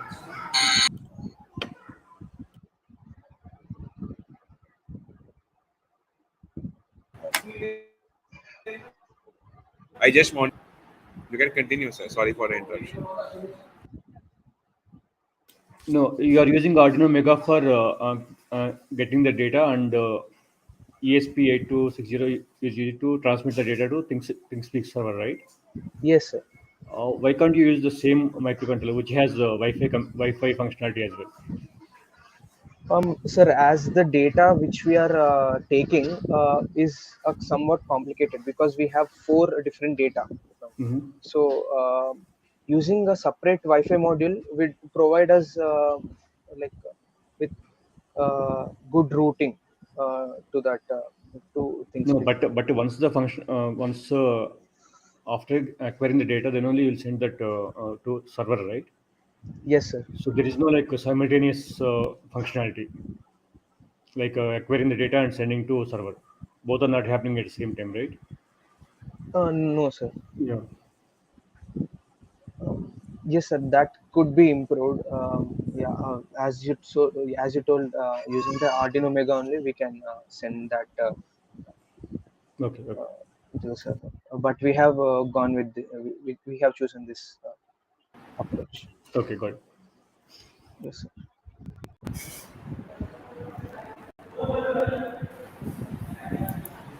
So hello team 18. I'm sorry, but the time for the Q&A is over for you right now. Thank you for coming in the presentation. I request you to please leave the meet, and we are just going to call the next team for the presentation. So Thank you. team Thank 14, you. you can raise your hand.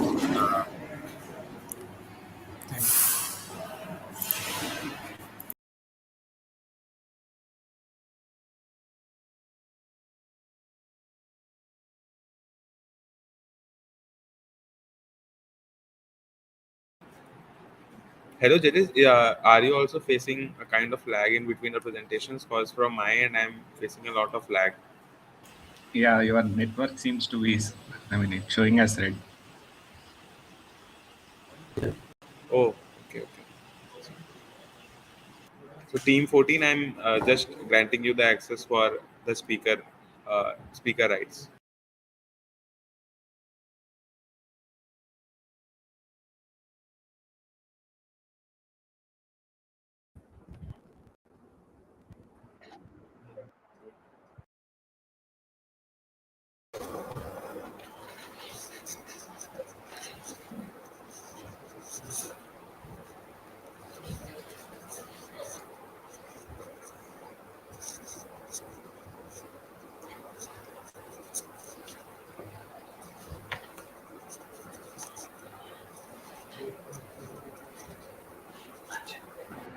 So everyone from team 14 is present now, right?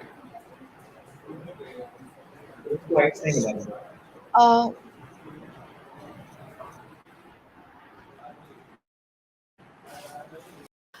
one of our teammates, Prince, haven't gotten any access. That's Divyansh as well. I have granted the access to everyone who has raised their hand.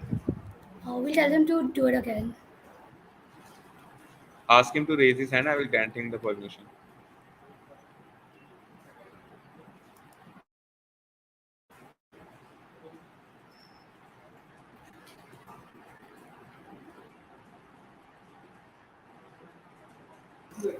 Waiting for him to accept. It's showing waiting for the host to accept the request for both of them.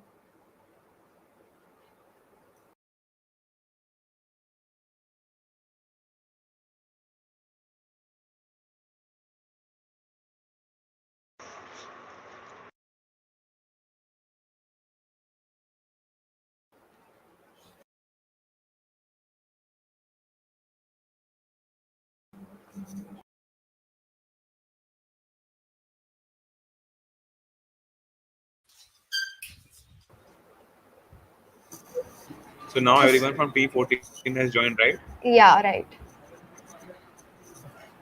Okay, so team 14, I'm just briefing you again about the rules.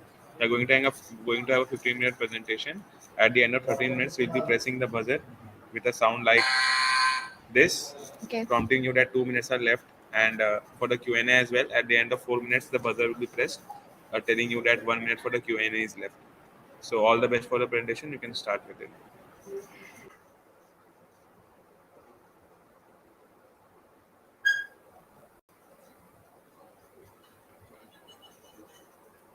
Can I start?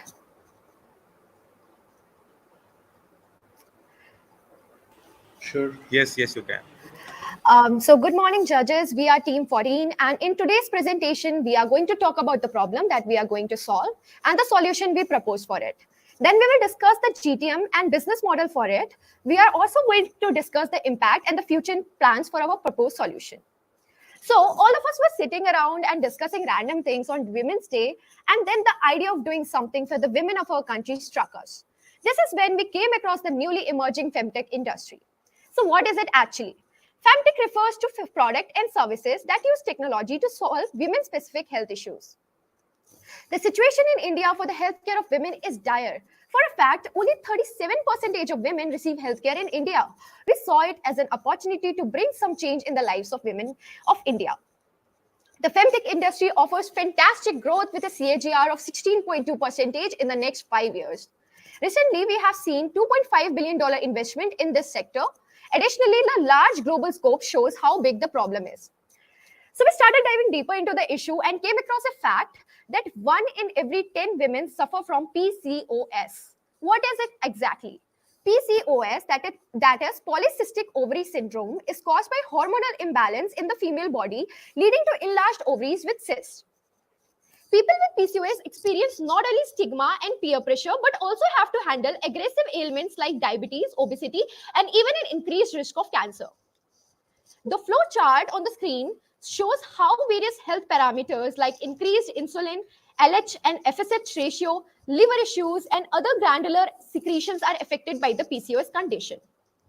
So now, as you can see on your screen, if PCOS is left untreated, it leads to highly problematic issues ranging from irregular periods, acne, obesity, ovarian cyst, insulin resistance, and infertility.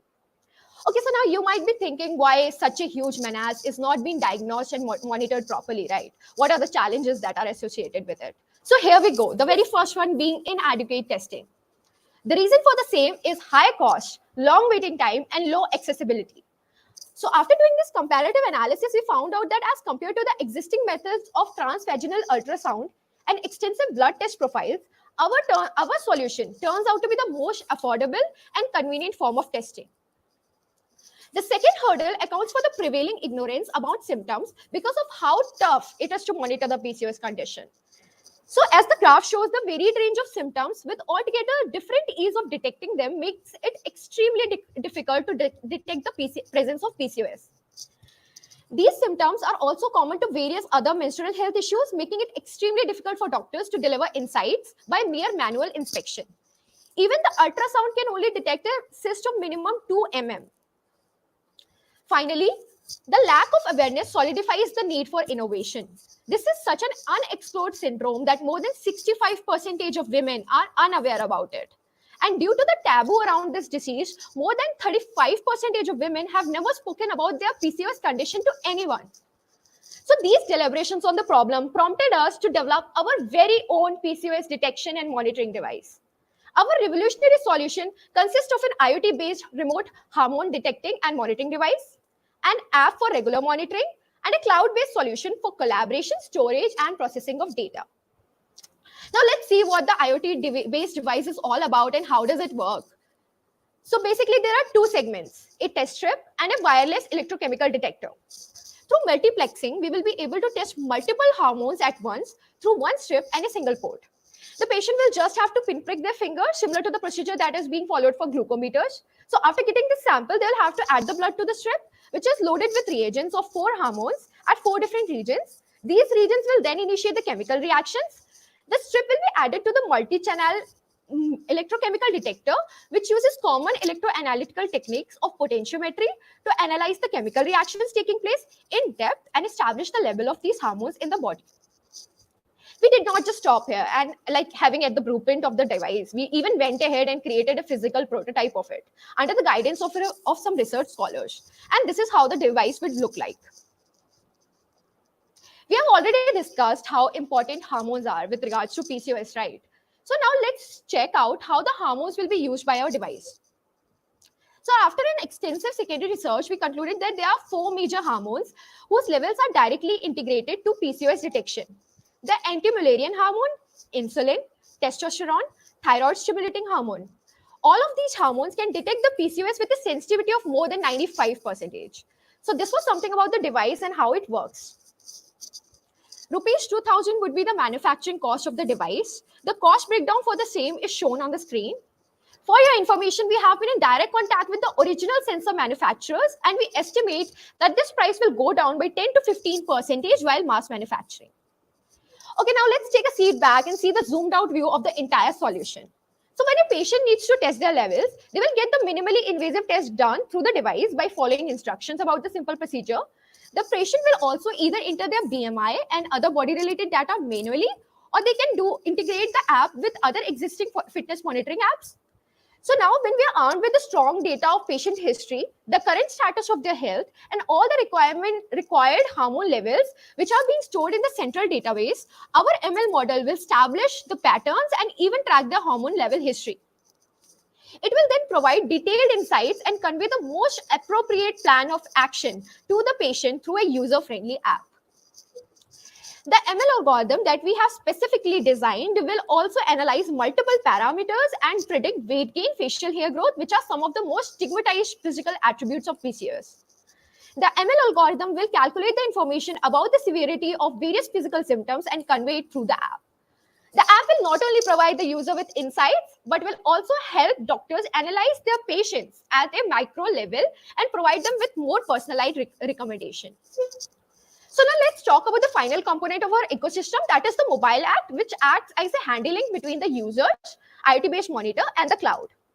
So what this app is all about, this app is filled with user-friendly features to provide detailed insights on each hormone, aggregate score differentiated on the basis of high risk, low risk, and optimum levels, suggestions to inculcate healthy lifestyle habits in women, The app also helps the user to track their period cycle. That's an addition. So basically, our app helps the user by providing easy to understand medical data in the hand, and as well as providing them with personalized recommendations. The app empowers the user by giving them access to a community discussion forum. Interacting with other people suffering from the PCOS results in the formation of a close-knit community, which also helps in removing social stigma around the problem. So we checked upon various other similar products in the space and checked out how a solution provides an edge over the other systems, like on the parameters like cost, ease, access, and accuracy. We have now also seen what our solution is all about. So now why should you pick it over the other traditional methods? Like the question is, why should you pick it over any other traditional method? It is because we provide people with quality, on-demand treatment with user-friendly healthcare at the comfort of their home in an effective manner. We have also quantitatively verified this by doing elaborate customer saving analysis in comparison to the other conventional methods. So, okay, now the most important questions. How are we going to enter the market? What is going to be our go-to-market strategy? So, after a lot of research, we have planned to launch in Andhra Pradesh. Why? Because of a scheme named Janmabhoomi that ensures an OBGYN is present in every PHC of Andhra Pradesh. So, let's bottoming down. We shortlisted 20 PHCs in Krishna and Guntur regions, where the new capital Amravati lies. Because of these regions have government's increased attention, but they lack the facility of ultrasound, which is a must to detect the PCOS. So we plan to provide a free device to the shortlisted PHCs along with a certain number of testing strips throughout the pilot period, after which the strips will be charged for. So each of the shortlisted PHCs cater to around 15,000 women, out of which 10%, that is 1,500 women, are susceptible to PCOS. After considering a standard 5% conversion rate, we end up with 75 PCOS diagnoses at each PHC. So now in total, the number of women we cater to adds up to 1,500 across the 20 selected PHCs of Andhra Pradesh. So now our solution caters to two kinds of users. One is OBGYNs and the second one is patients. Patients can be further segregated into three kinds. The very first one is young women with fertility issues who face complication in childbearing stages and are prone to miscarriages. Second one is women with comorbidity issues who find it difficult to manage multiple ailments at the moment. Third is pregnant women who are unable to visit the doctor in the recommended frequencies with ease. So our device caters to these users, these identified users, by reducing pregnancy complications, saving money and time, the hassle of a pathological test, and navigating through the social stigma of a doctor visit. Okay, so we have also realized that there is a lack of awareness among the rural population about PCOS and the manageability of this condition. We see there is an already established social welfare network for menstrual health that is built by the Andhra Police and NGOs like Bal Mitra and Aware present in Andhra Pradesh. So we'll collaborate with the NGOs like them to decrease the social stigma and to increase the mass adoption of our product. Now that we have created awareness from runs and drives and tested the performance of a solution in 20 PHCs of Guntur and Krishna region, we plan to expand across the state of Andhra Pradesh. We will achieve this by continuing to increase our network of catered PHCs, which will act as a stepping stone for us to enter the urban segment of Andhra Pradesh through a D2C model. We estimate the total number of PCOS patients in India as about 6.63 crores. Looking at the target geography, that is Andhra Pradesh, the serviceable market is 52,000, and the serviceable obtainable market through our proposed business model in the first year will be 5,200 women with PCOS. Okay, now so we know the entry strategy. We need to interest how model will be. So here are some. We have summarized the entire ecosystem for you. It is catering not just to the patients from urban and rural areas, but also includes doctor on the platform. We have arranged an exhaustive distribution model for our product to reach the masses. The main channels are company's website for D2C sales, e-commerce, and pharmacies. We'll also partner with a third-party logistics company for the supply chain management. Social media, online women's health communities, and webinars by doctor will remain our marketing channels. And further, for scaling up, we will employ 4 marketing strategies through network. This will be done by conducting webinars and community building services, social media platforms, sponsored event on special occasions, collaborating with government, sales tie-up, and advertisements. Okay, so now we have established our roots and acquired the desired customer base through the device. Now it becomes extremely essential for us to retain them as well. Our strips come into the bigger picture here. Since every test conducted requires an altogether new strip, our customer will keep returning to us to buy this strip for the exclusive PCOS device. We'll also imply the methods of push notifications. For further customer engagement, we'll also give daily personalized updates. In addition to this, we will make sure that the patient has a seamless PCOS monitoring journey by constant guidance of our trusted panel of doctors. Following up, we focus on catering for people who are willing to spend more for a complete hassle-free healthcare process with additional premium features as shown. We propose a pay-per-use doctor consultation focused specifically on women like Divya and Apurva. Our urban revenue stream will consist of one-time device charges, the charge per strip, the mobile application subscription, with the major cash flow coming from the sale of the device and strips. And for the rural sector, the device service is provided to the end user. And the revenue influx is from the device charges for the service providers and the strip charges from the end users. Focusing on a pay-per-use consultation model for our users, we would be onboarding a few big names with fixed consultation period every month and fee higher than a usual one, leading to an annual expense of rupees 14.4 lakhs. We project our company to make a monthly profit of 1.8 lakhs, consisting of an annual 2 crore revenue. The expenditure consists of all the salaries, manufacturing, logistic costs, free service provider in PHCs, community centers, along with other costs. With our solution, we are aiming to impact the lifestyle of women with PCOS by regulating their hormone levels, decreasing the severity of their symptoms, and expenses which have been exorbitant for the alternate options. Not just this, we are also increasing the average visits and the patient portfolio of the onboarded doctors. To gauge our process, we track the following metrics, which have been curated for each phase of the customer journey, taking into the account the major performance indices and the user feedback. Our plans are to build a community solely dedicated to PCOS management in the coming future. We will expand to the B2B sector and partner with big healthcare entities. This will make people focus more on the less explored menstrual health aspects, thereby creating a pan-India awareness campaign. So do go ahead and check out all the enlisted features of our app by scanning the QR code. By this, we have moved a step ahead to make this idea a reality. Thank you, and we are open to questions. Yeah, I have one question. Thank you, T14, for the presentation. Like we can start with the Q&A session right now. There is, you can proceed with the questions. Yeah, hi. I have one question. So the test is done via a single drop of blood, just like a glucometer, right? Yeah. Versus a traditional test of which takes about 6 to 8 hours. Yes. So is it possible to check all the hormonal parameters from the small sample of blood, and how is it accurate compared to a actual lab test? So we are targeting 4 hormones. That is, one is anti-Mullerian hormone, second one is insulin, third one is testosterone, and fourth one is TSH, thyroid stimulating hormone. These are the 4 hormones that we are targeting and giving the hormone levels for. And we have extensively researched upon this and talked to so many PhD students, and we got that the accuracy for these is for our device is 95%.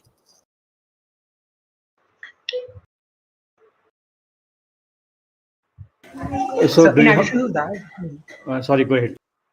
Hanji, sir. In addition to that, these 4 are the most crucial hormones to be tracked, and when combined with other data we get from user, it will be a holistic solution with a great accuracy.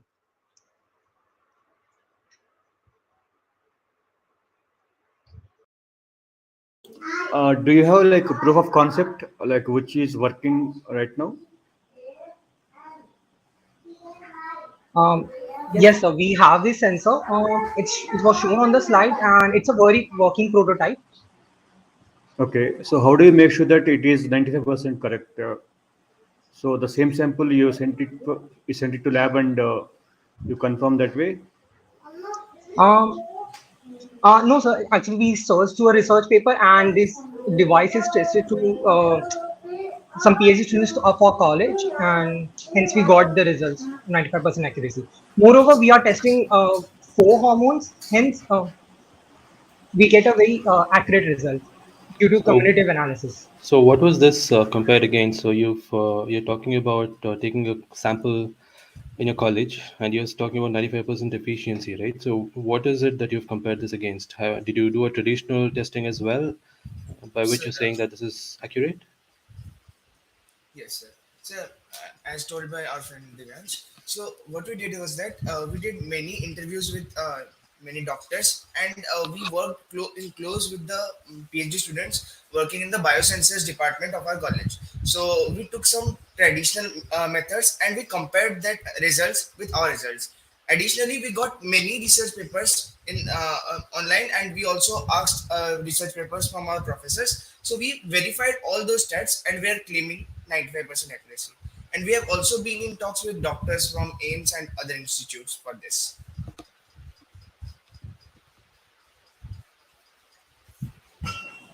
Okay, how many samples were collected and verified as part of getting to the accuracy? 1500, sir. Okay, and there are some apps already available, right? Like Flow or Clue, which will tell the if there is a hormone imbalance or not, depending on the inputs they provide, like health assessment, right? And they don't need to spend any extra amount, and they don't have to prick also. So how this device will be like better than those apps? So those are not actually for PCOS monitoring. Those are just basic insights about the health. What we are doing is that we are specifically focusing on those hormones which are used for PCOS detection. As you can see, the hormones which we are taking are extremely specialized, and the tests which are being done for them take more than 14 hours to get the results. Okay. Also, sir, like our app, our other hormone levels that we detect also give the future predictions about very different long-term diseases that you can face because of the PCOS. Like, for example, if insulin resistance rises, then a person might, there's a lot of chances that the person might have diabetes in the future. So to keep a track of these hormones is very important in PCOS, because a person which is susceptible to PCOS is very highly prone to such long-term diseases like diabetes, etc. Okay. Adding to what Anshul said, like we have tackled all other apps also which are available in the market, and we have also shown the analysis. And other app are very general for women, and they're inaccurate at some points because they usually track only one hormones, or maybe they only track the period cycle. So that's the issue. Okay, going to the comparative slide, I think the initial you showed some comparison between different testing methods. Can you go to that? I think you mentioned rupees 70. Uh, so I just want to know. So you're mentioning that your test is actually comparatively cheaper, but when you go to the cost analysis, you show a higher price. So how do you justify that actually? Sir, actually, rupees 2000 is the cost for the whole device, but rupee 270 is actually what it takes to just test you if you are PCOS, or if you have PCOS or not. The the rupee 70 is for the test strip. So every time I'm doing a test, it's like I'm spending 70 rupees, right? Yes, But sir, I need that's to have correct. a one-time investment of around 2,000 rupees. That's correct, sir. However, we were comparing our device and our testing methods with the available tests in the market, and our GTM strategy, which involves us to go into the PHC market, where the hospital buys the device. You only have to pay the cost of the strip there, so the cost reduces down to 70 for the end consumer. Okay. Sorry to interrupt, Archit. Like this would be the last question which this team will be answering, as we are Yeah. well over a minute ahead of the So deadline. I think I have one last final question for this. Uh, so you have talked about 1500 samples which are tested in accordance with the doctors and everything. So is the device does it have all the proper standards for a medical what do you say medical device? And also The thing with PCOS is it's not totally detectable or treatable with all the tests also done traditionally as well. So that is why there's an enhanced ultrasonic test and a regular test which is being done. So does regular testing really help in detection of PCOS and prevention of it? Yes, sir. So we've extensively done our primary research, talked to various OBGYNs. We've talked to the head of department of gynecology of AIMS Delhi, and we've confirmed this hypothesis that we had, that monitoring will definitely help in managing the PCOS symptoms, and the lifestyle changes will definitely lessen uh, the effects, the harmful effects that this chronic condition brings upon the diagnosed patient's lives.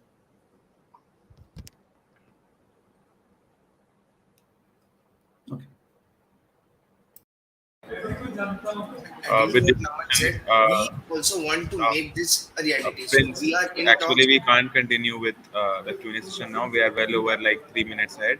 So thank you Team 14 for presenting your idea here. Now you can leave the meet so that we can request the next team, Team 17, for joining the session. Thank you, sir. Thank you so much.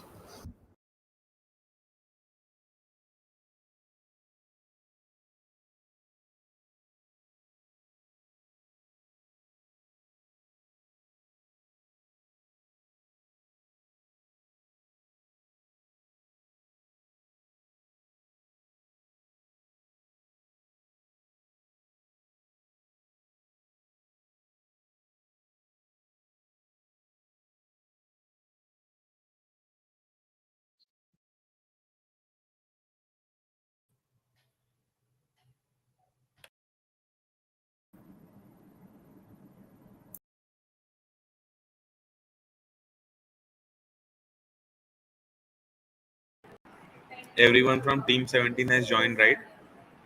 No, just left. Aditya Bharadwaj.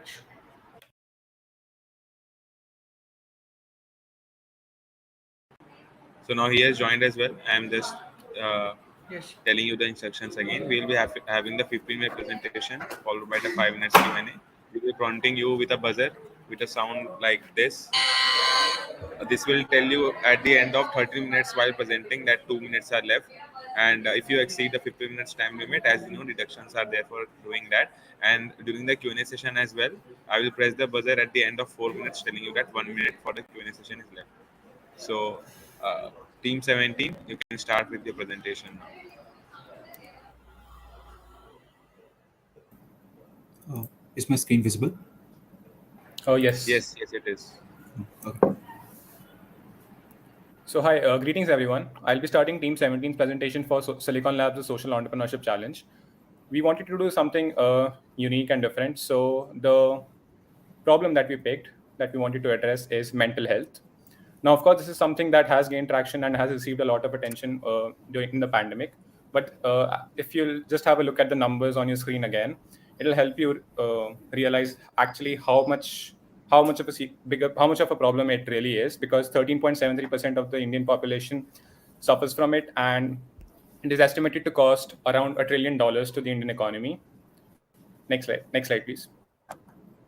So, of course, a person suffering from mental health, they're not their best selves and they cannot be productive. They cannot live their best lives. And just on a micro level, this is not a desirable solution. But even on a macro level, this translates to a loss of productivity in our jobs. And it is estimated by 2030, it will lead to an cost of $16 trillion to the global economy. And if you'll just have a look at the trend in mental health cases, they have been rising over the past few decades and are expected to do so because of our lifestyles. Next, please. And of course, like all diseases, mental health, it is treatable. And the most popular form of treatment is cognitive behavioral therapy, where people visit psychiatrists and go to their therapist regularly. But if you'll actually have a closer look at the process, there really isn't any technical penetration to it. And there are lots of problems with it that we can solve with technology. So there is no real-time monitoring. It's a very time-consuming process. You only see your therapist weekly, and you may not be able to recall what all the things that you have experienced, and you cannot send SOSs to your families in case you're suffering from like a panic attack or in any emergency situation. So these are the points that we have identified, and we can even group people by their disorders or by their persona. We can target in patients, their family members, and the doctors, and we can provide different services to them: clinical, administrative, and financial. Next, please. So of course, we cannot solve these problems for every mental health disorder there is. So the one that we have decided to pick initially are the anxiety spectrum disorders, primarily because they're very common and because they are very relatable to people of our age. And yeah, 10 million cases were reported each year, are reported each year just in India. Next, please. So to manage all of this, to see what are the pain points across the current journey, what we want to do is we want to track all the parameters, physiological parameters that are characteristic of a mental health, which will be done using an IoT device. Take the data collected from an IoT device into an application, process it, generate some insights, and suggest mitigations for it that are individual to that person, that will help that person when the therapist is not there with them. And so this is something that is completely new. Our competition, like these apps on your screen right now, they do not have any hardware aspect to them. And the ones that do make hardware, next slide, please, they do not have any application associated with them. They are not targeting mental health, and they do not offer any form of mitigation. They are not involved with therapists. So yeah, and they're very expensive.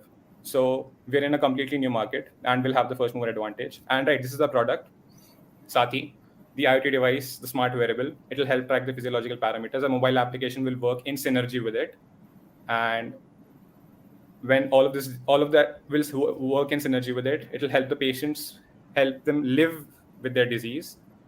And yeah, and there'll be a patient management system too, so that will help doctors track their patients better. And let's see how it'll all be implemented. Okay, so I'll be discussing the software implementation of this product. So I will try to first stress upon the fact that our software implementation is based upon a combination of rule-based and ML-based algorithms to ensure robustness and efficient detection of various psychological parameters. So first, I'll be discussing upon the OCD detection feature, which is offered by app. So OCD is one of the pressing mental issues in India, and is hardly properly diagnosed and often poorly understood in general populace. Our three-stage algo, which is entirely machine learning based and depends upon transforming the collected data onto a lower surface, ensures higher adaptability to different activities entailed by the user's OCD, and it also ensures that no pre-learned representations are required by model, and hence ensures complete adaptability. Next, we'll discuss about panic attacks, which is one of the severe mental health issues which affect a great percentage of populations. Here also, we employ a combination of rule-based and machine learning-based algorithms to provide comprehensive panic attack detection. And in addition, we also provide mitigation steps in the form of some software developments, in the form of some relaxing games or sounds, which aim to help to mitigate or lessen the impact of the panic which has on the users. Next, we'll be discussing upon the stress anxiety detection, which I believe is synonymous with everyone in this digital era. So we employ a very intuitive algorithm to quantify stress in terms of some quantitative metric, and on based on that metric or score, we tell the user that what are his stress and anxiety levels, and this is calculated on the basis of various psychological parameters measured by an IoT smartwatch. And employing a machine learning based algorithm, we provide smart recommendations to our users. Fourth, we'll be discussing upon the sleep analytics, which I believe is a part of most of the IoT variables out there. But our solution is AI accelerated, and we provide a classification of the entire cycle of our users into three stages: mild sleep, deep sleep, and awake, which are based upon different categories of REM and non-REM sleep as per the medical literature. And it depends on solely on accelerometer data and achieves state-of-the-art benchmark results on the datasets we have tried. In this case, the ICHF 14 dataset. Our last feature which we offer, which is one of the most important features, especially for vulnerable groups and people who are specially able, is the fall detection. Using AXL, again, using a combination of machine learning algorithms, we provide accurate fall detection depending on psychological parameters such as accelerometer and gyroscope data collected, and On detection of a fall, we send SOS signals to the emergency contacts of a user so that they can avail quick and immediate medical help, which will give them greater insurance and will help them be more assured uh, in the absence of anyone. So this is these are all the features, and now we'll delve on to how it is implemented on a hardware system. Yeah, so now let's see the hardware layer. This is the circuit of our prototype. You can see details of the components in this table. This is the data flow in our simulation. The circuit is being simulated on Proteus, and the MIT App Inventor platform serves as a channel to just transfer the data from the Proteus simulation to the ThinkSpeak server. ThinkSpeak is a IoT data analytics platform by MathWorks. Then a Flutter-based mobile application, the Sathi app, basically fetches the data from the ThinkSpeak server and shows all the raw data to the user for the sake of presentation. Then the user can interact with the application directly. Then this is the data flow of our proposed system. The Sathi band is connected to the mobile application through Bluetooth, and all the data from the sensors is being transferred. Now these metrics are fed into our algorithms, and the final metrics like OCD logs, stress levels, etc., can be seen on the mobile applications. Some kind of this UI by the users. Some of the algorithms can run on the fitness band itself, and some of them will run on the mobile phone, so that all the data can be shown, and then the all the data, all the metrics can be backed up to our cloud platform, wherein the user can also restore the data in case of he she loses the data. And also this would help the medical people, like the psychologists and psychiatrists and the doctors to basically monitor their patients and give them prescriptions and tips based on their current metrics.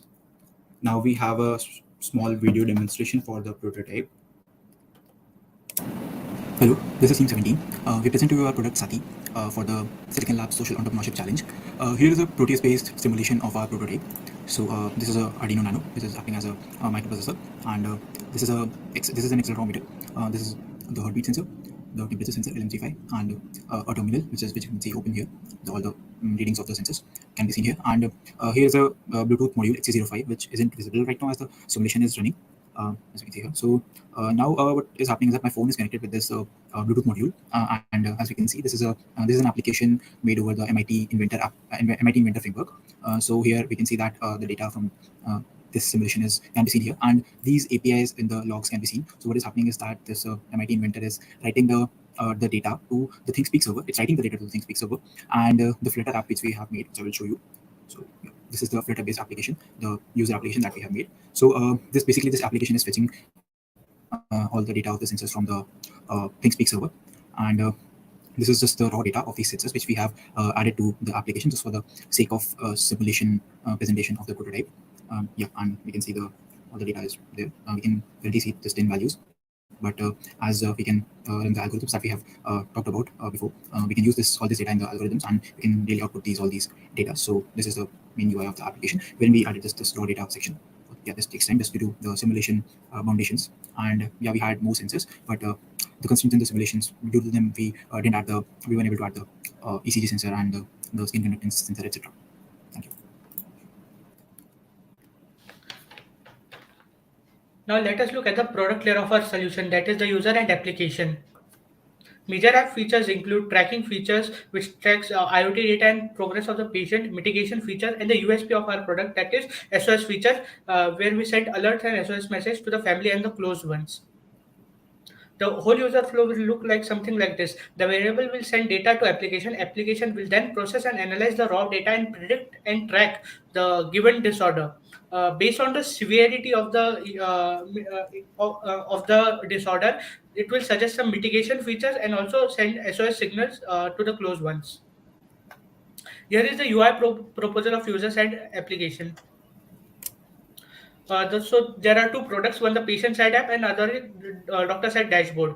So The user and application will help us tracking anxiety levels, stress levels, OCD iterations, sleep quality levels. And also in the explore section, you can explore all the mitigation features. And if you are having any panic attacks, it will also suggest immediate mitigation features. You can also track your daily insights and your progress.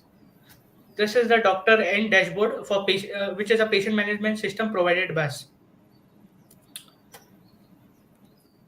These are the key success metrics and key performance indexes that we have defined to track the growth and performance of our product. All in all, the unique value proposition of our product will look something like this, which will cover all the customer problems. Next, we move to the business model canvas of our business of our solution. So this is the comprehensive business model canvas mentioned in the report, and also I will explain this further. If precedence and global forecast network has predicted a huge increase in the mental healthcare and behavioral healthcare market, and the key drivers are also mentioned. But still, in India, we are very skeptical about the boom of such startup, because there is always a scalability issue due to less number of psychiatrists, trust issue which is still prevalent in India, and one a statement from a major official, which is that India is blatantly copy pasting Western startups. Please next. These are a financial model. We run a guesstimate, and our total consumers per annum was 65,000. Our total production cost is 17 crores, and operational cost is 6 crores, including variable and non-variable. Two major revenue streams that are generating us 26 crores in revenue. After some assumption, we are still getting profit for consecutively 5 years. We have improved the PE ratio of the company from 9.56 to 3.5 rupees, which itself tells that the company is sustainable and scalable in future. I'll be talking about the go-to-market strategy. And so we'll be targeting the tier 1 cities at first, and we'll be releasing the content for free on the application.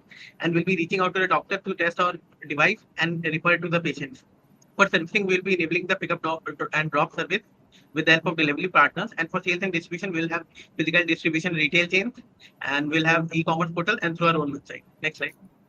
For business growth plans, for long term, we have to tie up with online medical consultation platforms for easy follow-up, enable voice assistant for easy accessibility, and to improve the efficiency of our algorithms. Next slide. And for the strategic side, we want to target the tier 2 cities in our phase 2. We want to explore collaborations with other smartwatch brands to enter lifestyle industry. We want to evaluate pharmaceutical shops for tier 2 cities, and want to build a community of people suffering from mental health diseases as our motto. We can also exploit the data insights we have generated through our app for different other verticals as well, such as performance tracking for athletes, for health monitoring of domesticated animals, and for people suffering with lifestyle disorders. Here are some of the customer stories behind our product. And finally, we can say it is the one-stop solution and everyone's favorite Sati. Thank you.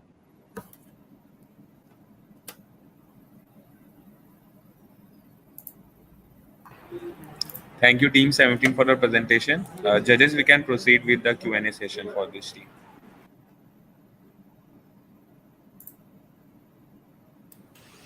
Okay, I think starting off, how is it unique compared to other monitoring devices that we have, right? In terms of anxiety levels, stress levels, the blood pressure, etc. So, what is the unique proposition that you have? So from software side, we provide accelerated AI algorithms because most of the applications which we see, they rely on several sensor data, and also they are mostly rule based. If we look onto the competition, they are mostly rule based, and they do not use AI models as is for inference.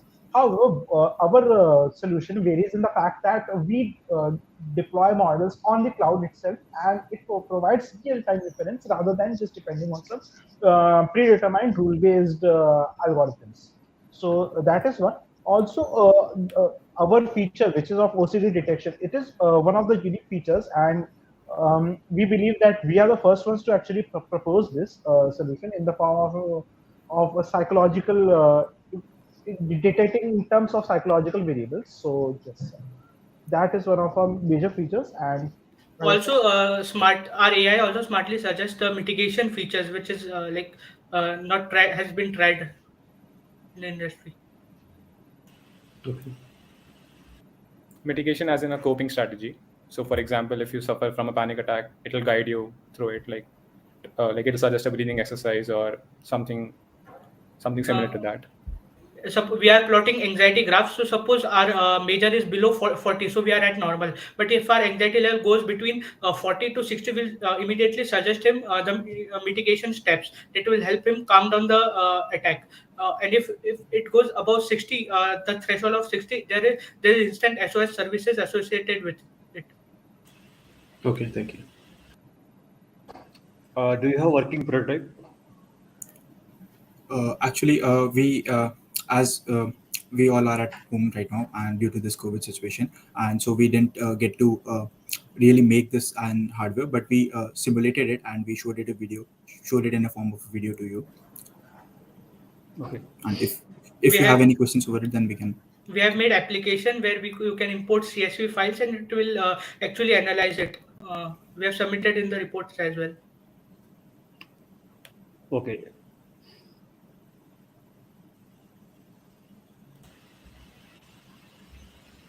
Okay, regarding the consumer, I think you've done a analysis wherein you've shown your cost in some crores and then your revenue Yes. will be in some crores. Yes, Can sir. you? Due to time constraint, I wasn't able to explain it in details. So here is No, no, yes. no. My question is in terms of customers. So have you done some kind of a survey, say from a data set, to know Uh, that this is the uh, number of people who are having mental issues and this is how Ashish, I can make money? please slide into the next one. The previous slide, sorry. Previous.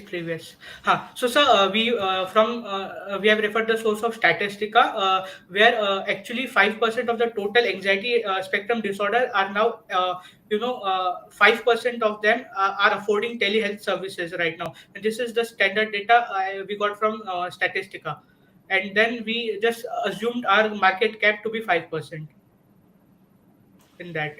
Okay, so the following slides, I think the next slide is based on this data. Yes, sir, same The data. next one, yeah. The production also and the revenue generation also, Yeah. Yes. Okay. Thank you. and the profit. And we also consider inflation, customer growth rate, and some fixed cost.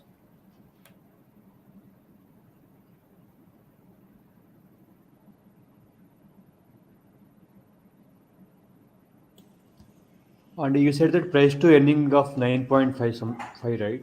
Yes, sir. Like what is that metric? So price to earning ratio is basically how much money. Please come to the previous slide, Ashish. So or one more previous. Okay, so this one only. So you next. So you can see the production cost. So we add the production cost and fixed cost. So this is the amount we are investing it, and and below is the profit we are generating. So basically, our investment upon the profit. There's something like that. Okay, that is something CAGR, right? Not P to E ratio. Sir, price to earning ratio. Yes, sir. Got it. Actually, we have not estimated it for 5 years, so hence we did not say that it is CAGR. Yeah, but it's return on investment, right? Not the P to E ratio, Mhm. right? Yes, sir. Price to earning ratio. Correct. We actually defined it as the price we are paying for earning 1 rupee. So basically, for generating a profit of 1 rupee, we are paying we are investing 9.56 rupee. Okay. Yes, sir. Okay, so team 17, Yes. the time for the Q&A is up as well. Thank you for Thank presenting you your so ideas much. there. Thank you, judges. thank you, judges.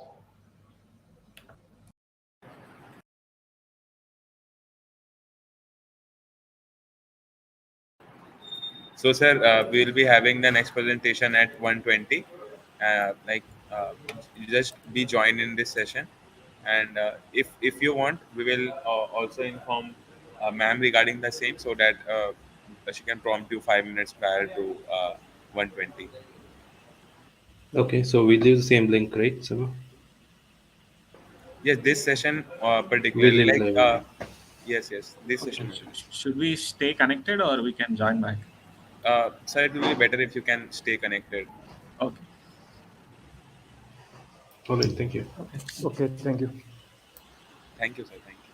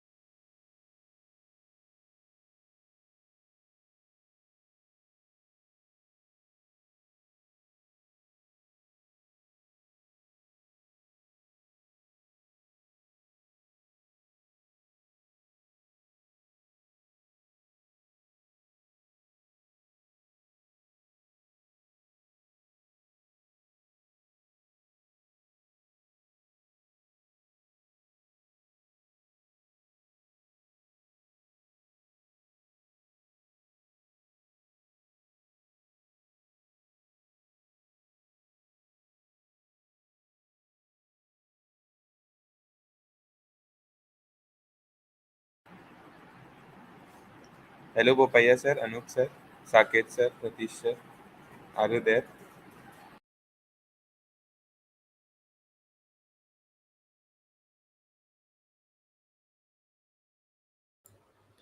I am here, but let's wait for others.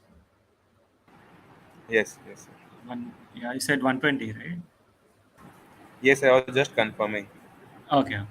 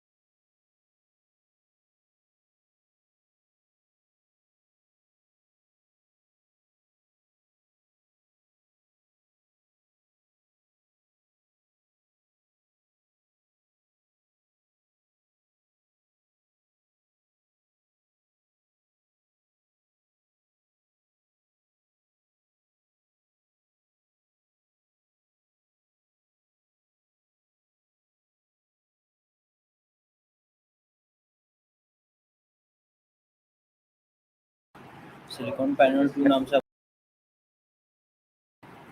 Hello, judges. Is everyone present? Yeah, hi Samar. Hi, sir. Hi, sir. Yeah, hi, Samar. Upaya, sir, are you there?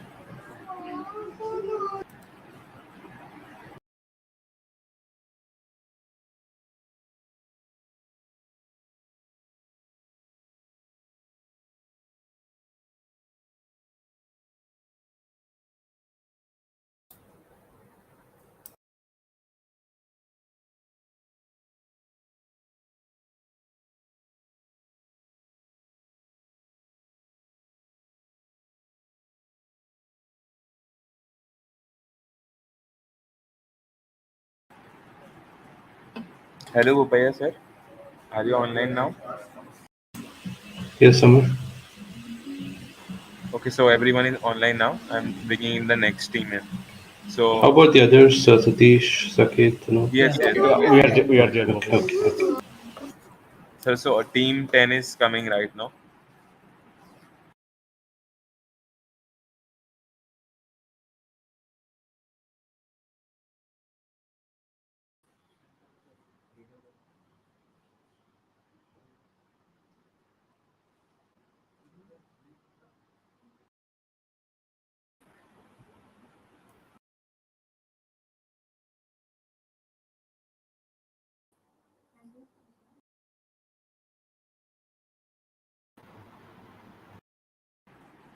So everyone from team 10 is present right now.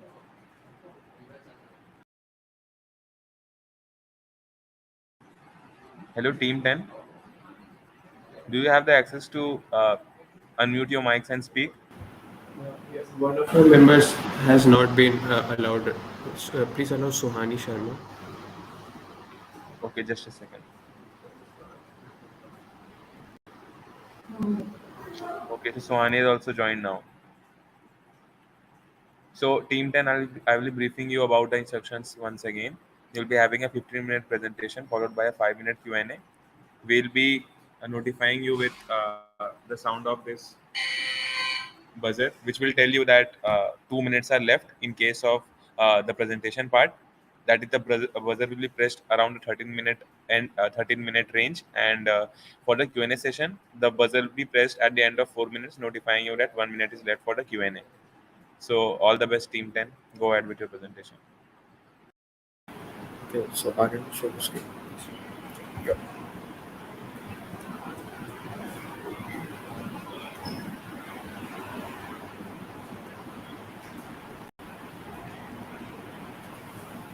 So, good afternoon, everyone. We are Team 10, and today we are here to present our idea of Brahma. To understand the problem that we are focusing on today, let us start with a simple story. Suppose there was a patient inside general wards of one of the hospitals, but he was left unattended because of limited number of medical staff in that hospital. Over the period of time, his health deteriorates, and it is needed that he's rushed into the emergency department of the hospital. But unfortunately, by the time he's taken there, it is realized it is too late to save his life. All this could have been avoided only if there was an efficient continuous monitoring system. The story that we talked about is not merely a hypothetical one, but indeed it is the reality of the current Indian healthcare system. This can be backed by the fact that on reading any newspaper, one can find several such cases happening every day. To understand how big this problem is, let us go through some of the studies. One of the journals published states that general wards are more prone to higher death rates. The same study gives the statistics that fatalities is the highest in the general wards as compared to the operating rooms and emergency departments. So the WHO norm proposes a ratio that is population to nurses ratio. The number should be 333, whereas for India it is around 453. It is evident that we lag substantially over here. To have a look at other side of things, a study conducted a survey that indicates 74% of the nurses will receive the idea of continuous monitoring system. To know the ground reality, we talked to some of the doctors. One of them mentioned that continuous monitoring would help in minimizing any unwanted complications of the patient. Whereas Dr. Sushil agreed that there should be continuous monitoring not only in the ICUs but also in the general wards. I think by now all of us would have been satisfied with the fact that lack of monitoring is indeed a major problem. Thus, to devise a solution, we need a real-time monitoring system for the patients. Our solution should also be able to reduce the workload of the nurses, and our solution should be cost-effective as well as portable to ensure it reaches the masses. Thus, we need a robust solution to this problem. So we will now talk about our solution. We present Brahma, which stands for Biometric Rapid Automatic Health Monitoring Assistant. It's an IoT based automated health monitoring system that continuously monitors the vitals of the patient, and hence it would help in the early detection of deterioration in their health. And consequently, it would give more time to the doctors and medical staff to respond and take appropriate steps. So let's discuss about the information flow of the system in normal conditions. Firstly, the acquired data of the 6 different vitals would be sent from the patient to the cloud-based server, and then the readings of the necessary vitals would be sent by an app that can be easily accessed by the doctors and the concerned medical staff. Additionally, Brahma consists of an emergency alert system which analyzes the vitals and notifies the doctors and the relevant medical staff in case of any serious condition of the patient. So now let's have a look at the hardware components of the device.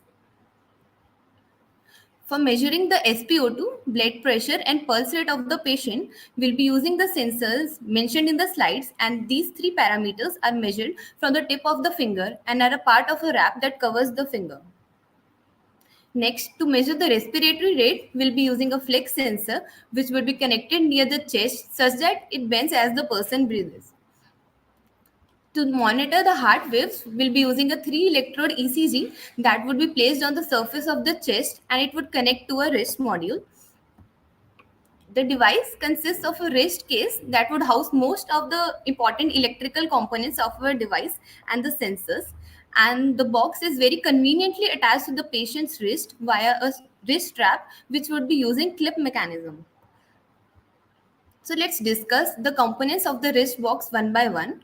Firstly, for accurate reading of the temperature, the module would be placed at bottom of the box and it would give an accuracy of 0.1 degrees Celsius. We'll be using Arduino Nano as the microcontroller to connect all the sensors and the Wi-Fi module to send data to the central server. Next, the box would house the ECG monitoring sensor, and we plan to power the device using line supply. The backup batteries would be used only in emergency situations like power failures or in case we are shifting the patient. And on the top panel of the box, there are LEDs that inform about the Wi-Fi connectivity, power on and off of the device, and any critical situation alert. So now let's move on to see the live demonstration of the working prototype. You can see in the video that all the modules are conveniently attached to the patient's body, and in the screen it displays the real-time vital data of the patient where each line corresponds to the reading of that particular vital. In the video, you can clearly see the inside of the wrist module where all the electrical components are placed that we discussed in the last slide.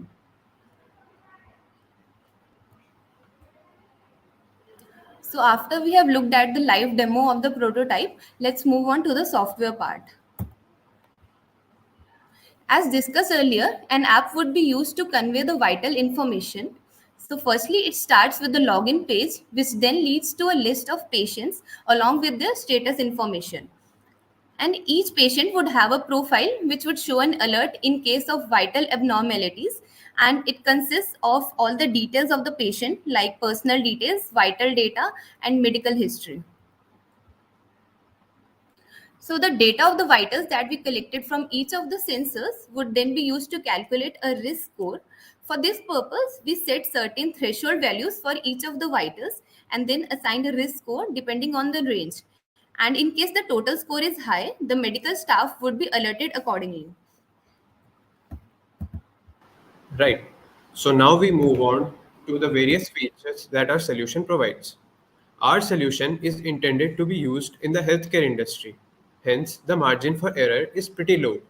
Therefore, having a pretty robust fail-proof mechanism is crucial.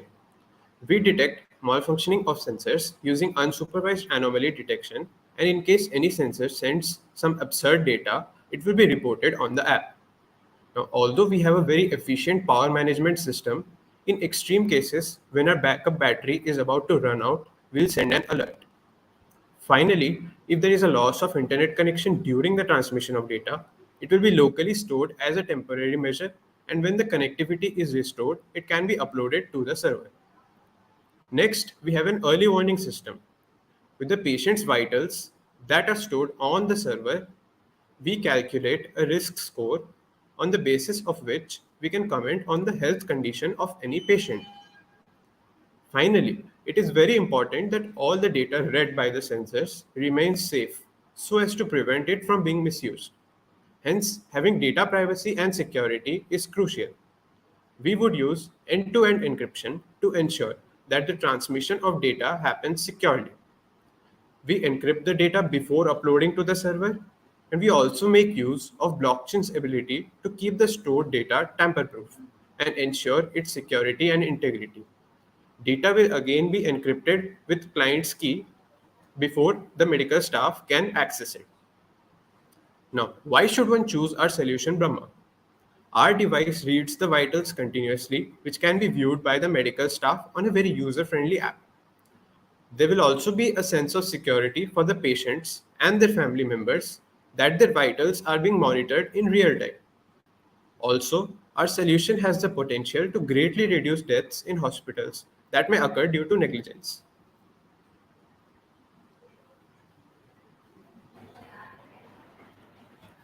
So, as we have already told why should hospitals buy our product, we should also mention how will our product perform in the market. We propose to launch Brahma on a fee-for-service basis. We'll be covering it in detail in the next few slides. Our targeted customers will be hospitals and big and small clinics, and we also plan on partnering with multi-specialty hospitals, hospital chains such as Apollo, and the government ABHA plan. It roughly costs us about 3,000 rupees to make the prototype. Considering mass manufacturing, we'll be able to bring down the manufacturing cost greatly. There will also be a very nominal charge for the cloud services. We propose to charge just 2,000 rupees for the one-time setup charge. Other than this, the hospitals will have an option to choose any of the three subscription plans as shown in the given figure, depending upon their patient's need. We will also charge a very nominal registration fees of 50 rupees from every patient. A total of four main sections will be affected by Brahma, including hospitals, as it will improve their efficiency, and deaths due to human negligence will be greatly reduced, nursing staff, as their workload will be reduced, patients and their family, because their health will be constantly monitored, and because Brahma offers remote alert-based system monitoring, the homebound patients will also be benefited. We will popularize our product among hospitals and medical professionals by participating in health camps, healthcare expos, hospital visits by dedicated salesmen, and advertising among patients via partner hospitals. Now, let's jump to the venture journey. Here, we have set a target of reaching profitability by the first year itself. We also plan on expanding to all the metropolitan cities and setting deals with the local government hospital in the corresponding year. This is a final representation of what I just mentioned. For the first 6 months, we'll reach out to the major hospitals in Bangalore. By the end of the first year, we'll expand to all the hospitals in the city and we'll follow this exact same pattern in the other metropolitan cities as well over the next 2 years. For the first year, we have set our sales target to be about 5,000 units, earning a total revenue of 1.27 crores with an expected cost of about 1.25 crores. In the next year, we aim to sell about 50,000 units, which would leave us with a net profit of about 2.5 crore rupees. Now, let's just summarize the entire picture from the user's perspective. Our target customers are the multi-specialty hospitals and the health centers. Our delivery channels are dedicated salesmen, and we plan on retaining our customers by providing subscription fees and complimentary training of the nurses. Any successful business plan should be quantitatively measured. We have set three success metrics for Brahma. First, the number of subscriptions and the product sold to measure the total spread of the product. Second, the ratio of subscription renewals to the total product sold to measure the patient trust in the product. And finally, the ratio of products sold to the total number of beds occupied in general wards of every hospital to measure the hospital reliability on a product. Next. We take a look at the social impact of our product. As a proposed solution, Brahma focuses on the healthcare sector. Its social impact is huge. Brahma reduces the workload of medical staff, enabling them to provide efficient care. Constant monitoring creates a sense of safety among the patient's family, as any sudden deterioration will immediately be detected and doctors will be alerted. Patients at home are also assured that they are being constantly monitored, and Brahma hence helps spread medical aid to remote areas. Brahma will also help save lives in rural areas which suffer from a huge lack of medical infrastructure. This is clearly depicted by the fact that all over India there are only nearly 16,000 primary healthcare centers present in rural areas. While planning Brahma, we have also kept environmental considerations in mind. The materials for making all these parts are primarily eco-friendly and positively impact the environment. Most of them are non-hazardous and can be easily recycled, and some of the components can be easily reused. For every startup to be successful, there must be a competitive landscape. We did an analysis of all our competitors and found most of them to be lacking in various areas. Philips, for example, produces multiple healthcare related devices, but none of their products are mobile. The surgical company monitors only heart rate, respiration rate, and temperature. Vital Connect offers only cardiac monitoring technology. We have kept all these limitations in mind while planning our model. Brahma overcomes all of these and improves upon them, and hence performs increasingly better.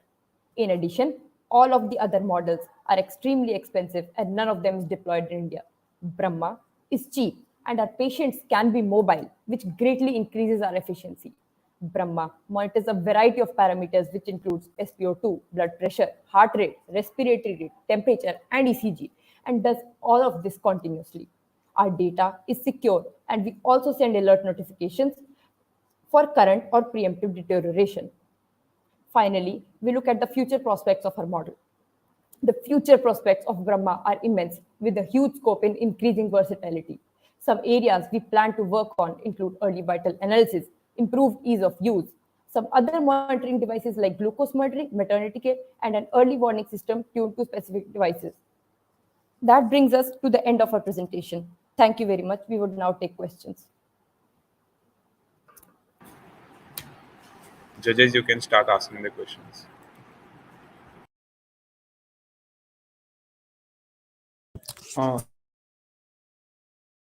Hi, it's nice presentation. So when you said that there is a RF, right? I mean, network disconnectivity. So how do you make sure that the alert is sent to the doctors immediately when there is a problem with the patient? So Because alerts are sent from the server, right? So when there is a network disconnect, how it is taken care? So if there will if the internet connection goes down, then like we'll stop receiving data on the server, so we'll know that yeah. We also have alerts on our on the device like buzzers Yeah. and LEDs so that we can be aware of the patient's condition. Is there a reason why you have used two microcontrollers?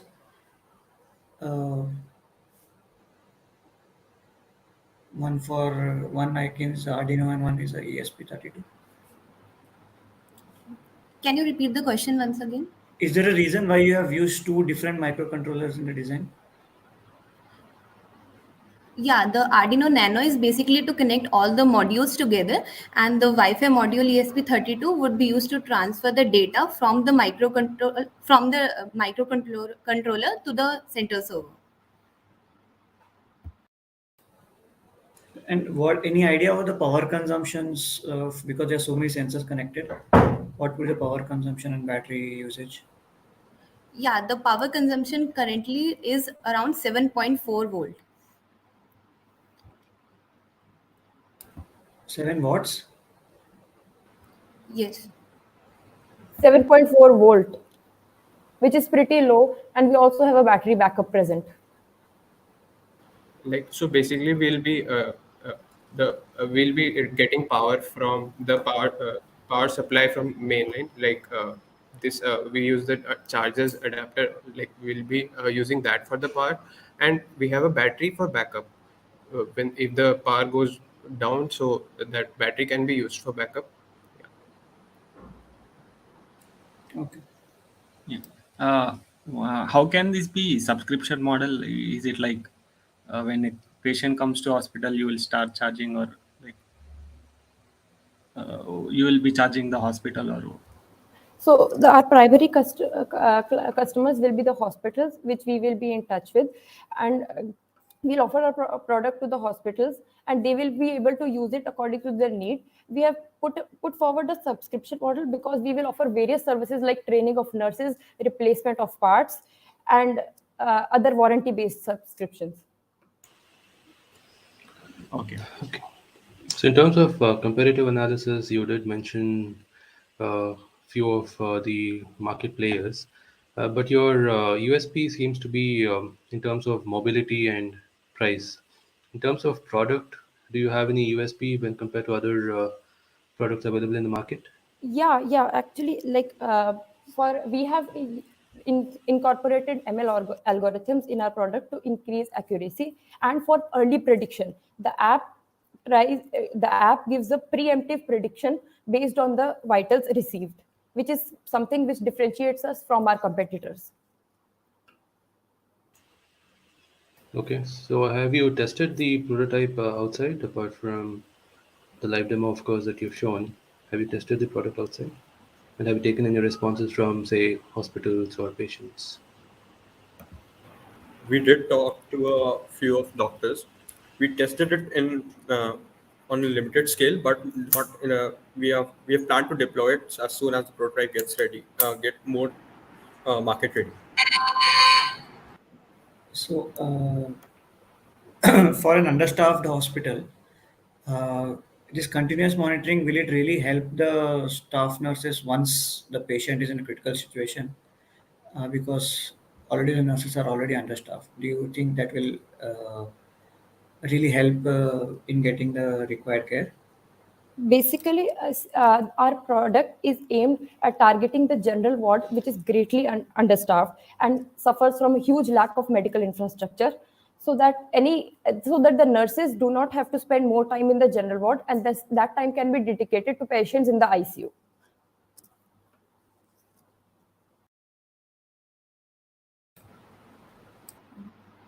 I would like to add on one point. So our problem is basically addressing the understaffed conditions of the hospital. So that's the problem, and which we are solving. Like, it's not an issue.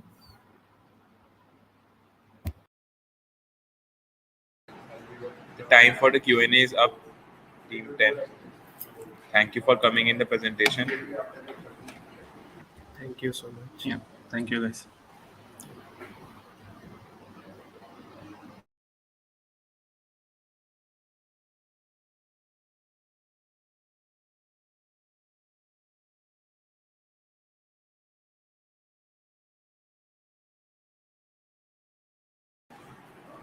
So now Team 11 should join. Please raise your hands. I'll give you the access.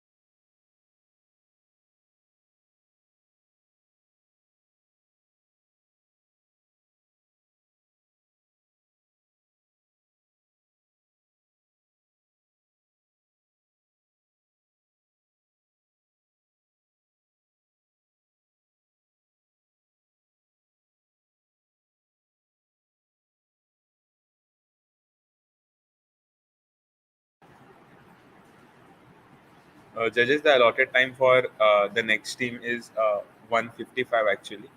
This is just because of the reason which I mentioned before as well. So we have informed them to come as soon as possible. Till then, I think we should wait. We can wait. Okay. Okay.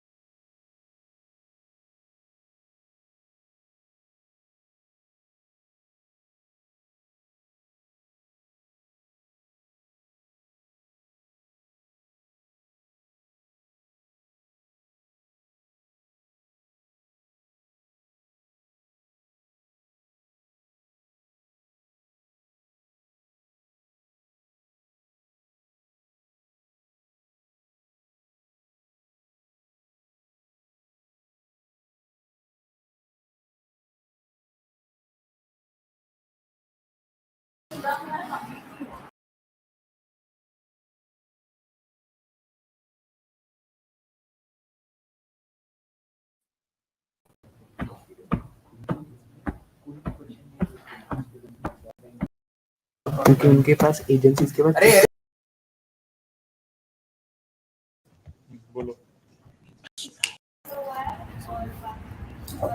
So welcome Team 11. I hope all the members of your team have joined in the meet. I'm gonna delete all my tabs. Team 11, are you aware that your mic is on? You silent your phone also. Villain. Silent your phone. Make sure that no one enters. Okay. And put it on open itself. You don't need to wear. क्या? This thing. मतलब? Open. No need to wear headphones. हाँ. Fine.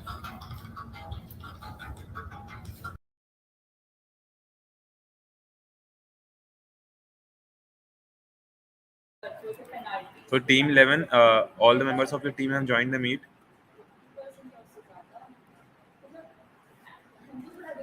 Hello. Judges, am I audible? Yes, all the members are here. Yes, you are. Okay. So Team 11, I'm just briefing you with the instructions once again. There will be a 15-minute presentation session in which at at the end of 13 minutes, I will ring a buzzer which will sound something like this.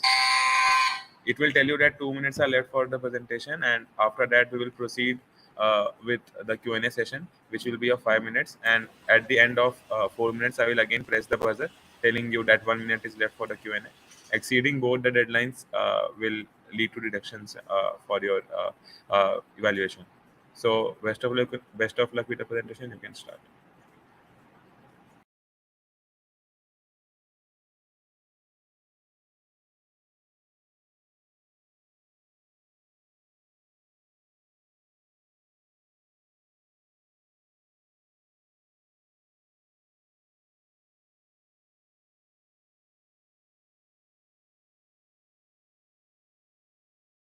Hello, am I audible? Yeah. Good morning, everyone. Good morning, everyone.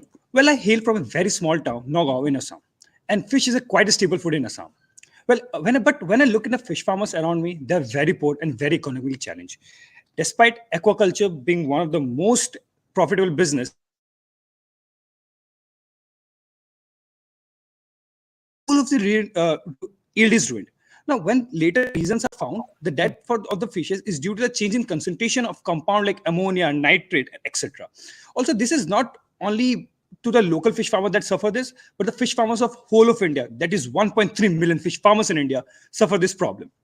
Now, if you look to the user persona of the fish farmers, the fish farmers are like any farmers of India. They're not very skilled with technology and are not financially very equipped. Also, their pond size are very small, and also they're highly fragmented. Now, one of the most important things that you have to note is the water quality directly determines the health of the fish. If the water quality will be up, the health of the fish will be up, and vice versa. Now, as a fish farmer, I have to desperately know that if my fish are in good state, that is the water quality is good.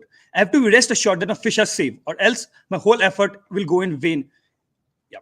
So now what I mean by water quality. So water quality is basically checked with parameters like ammonia, nitrate, nitrite, dissolved oxygen, along with pH, turbidity, salinity, temperature. In fact, there is the production loss of 26% due to disease and poor management in the aquaculture sector. That is, in every 1 in 4 fishes that dies or goes to waste is due to disease and poor management, which is directly related to the water quality. If there will be proper monitoring of water quality, this can be saved. And this is the whole industry I'm talking about. If you go to small scale farmers, the loss is beyond imagination. Now, what do actually fish farmers do about it? Okay, they know that they don't know the chemical names, but they know the chemicals affect this. So what they do is they hire a consultant. But the inavailability and the infrequency of the consultant, along with the price, they go for 30,000 per pound per year, makes it very, very inefficient for the fish farmers. Okay, apart from the consultancy, high-end monetary system also do exist, but they're too expensive. It costs about 15 to 20 lakhs rupees, which is equivalent to 10 to 12 years of fish farmers' labor, which is, of course, not viable for them to occupy. Also, they're not vertically integrated. If you look to the ponds of Indian fish farmers, they cannot be integrated. It could require a lot of manual labor. And also, they don't give actionable feedback. Now, one thing you have to note is that any solution that we provide to the fish farmer should be affordable at a cheap price, and at the same time should be very simple to use. This is where we come in. FinFlow, an IoT-enabled smart pond monitoring system. Now, one more thing you have to note that the high-end monitoring system they exist, they literally loot the fish farmers by giving high precise values of the concentration of the parameter, which is not actually required in the real world. What we require is the threshold value in the concern range that we do in a very affordable price. So what we do exactly, we have developed a hardware which checks the concentration of the parameter from the pond and feeds it to the farmer phone directly, and also provide actionable feedback if any of the parameter changes its crosses its threshold value. Now, to explain the hardware part, I would like to call upon my friend. Okay, let's talk about hardware part of our if inflow solution, which is basically the heart of our system, and we call it hardware IoT device. Now, let's dive deeper into the hardware. Basically, our model is a small portable device. You can say that it doesn't take up much area more than a laptop you are using right now. So we can place our model just beside points for measurement of quality of water. And moving on, let's talk about hardware setup. Our hardware setup, we are having two modules, submodule 1 and 2, and you can consider the middle part as a third module, and we can call it cloud communication module. Let's have a look at all the submodules at a glance, and then we go deeper into them to have a better understanding by our demonstration video. Let's start with submodule 1, which is sensor measurement module. We use it to measure pH, temperature, dissolved oxygen, salinity, and turbidity. And these parameters I just said are very critical in determining the quality of water, especially if we talk about aquaculture. So that's a glance at submodule 1. Now let's talk about volumetric analysis, which is our submodule 2. Volumetric titration or analysis, we use this to determine ammonia, nitrate ions concentration in the water sample that we take from the pond water. And these parameters I just said are again very important to determine the toxicity of the water. For example, the fishes might die if ammonia is beyond 0.5 ppm. That's how important it is. So because of this, the volumetric analysis is pretty much significant. Now let's talk about submodule 3. We have a cloud communication module or uploading to cloud module to transfer all the data that we sensed from two modules, submodule 1 and 2, to the cloud for further analysis. And the best way to interact with the end user is via an app, right? So let's talk about the app we made. The app is made based on Flutter. What it does is it fetches data from the cloud and performs computations to alert the farmers of threatening issues. It also suggests required action to the farmers according to the data. Now, let's have a demonstration video. Now let us see the explanation of the demonstration video.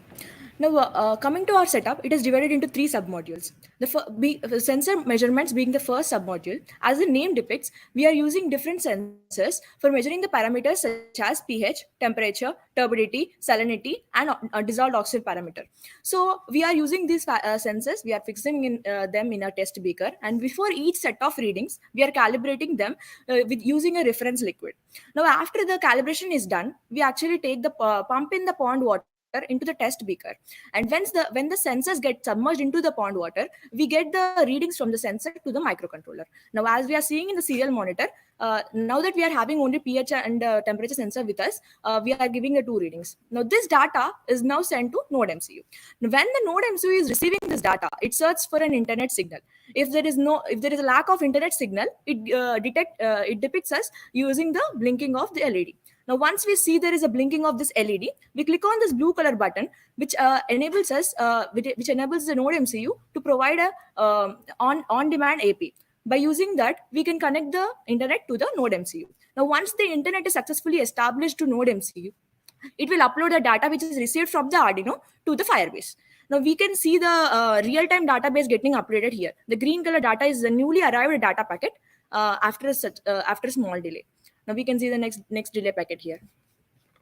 Okay, now coming to the next submodule, amongst all the parameters that we are measuring in our in the water, the measurement of the ionic concentrations of ammonia, nitrate, and nitrate are the most complex task, which makes the currently existing solutions very costly. So in our product, we worked on automating this traditional volumetric analysis of these ions, making our product very cheap and easily accessible for the farmer without any manual intervention. So this is the best part of our solution.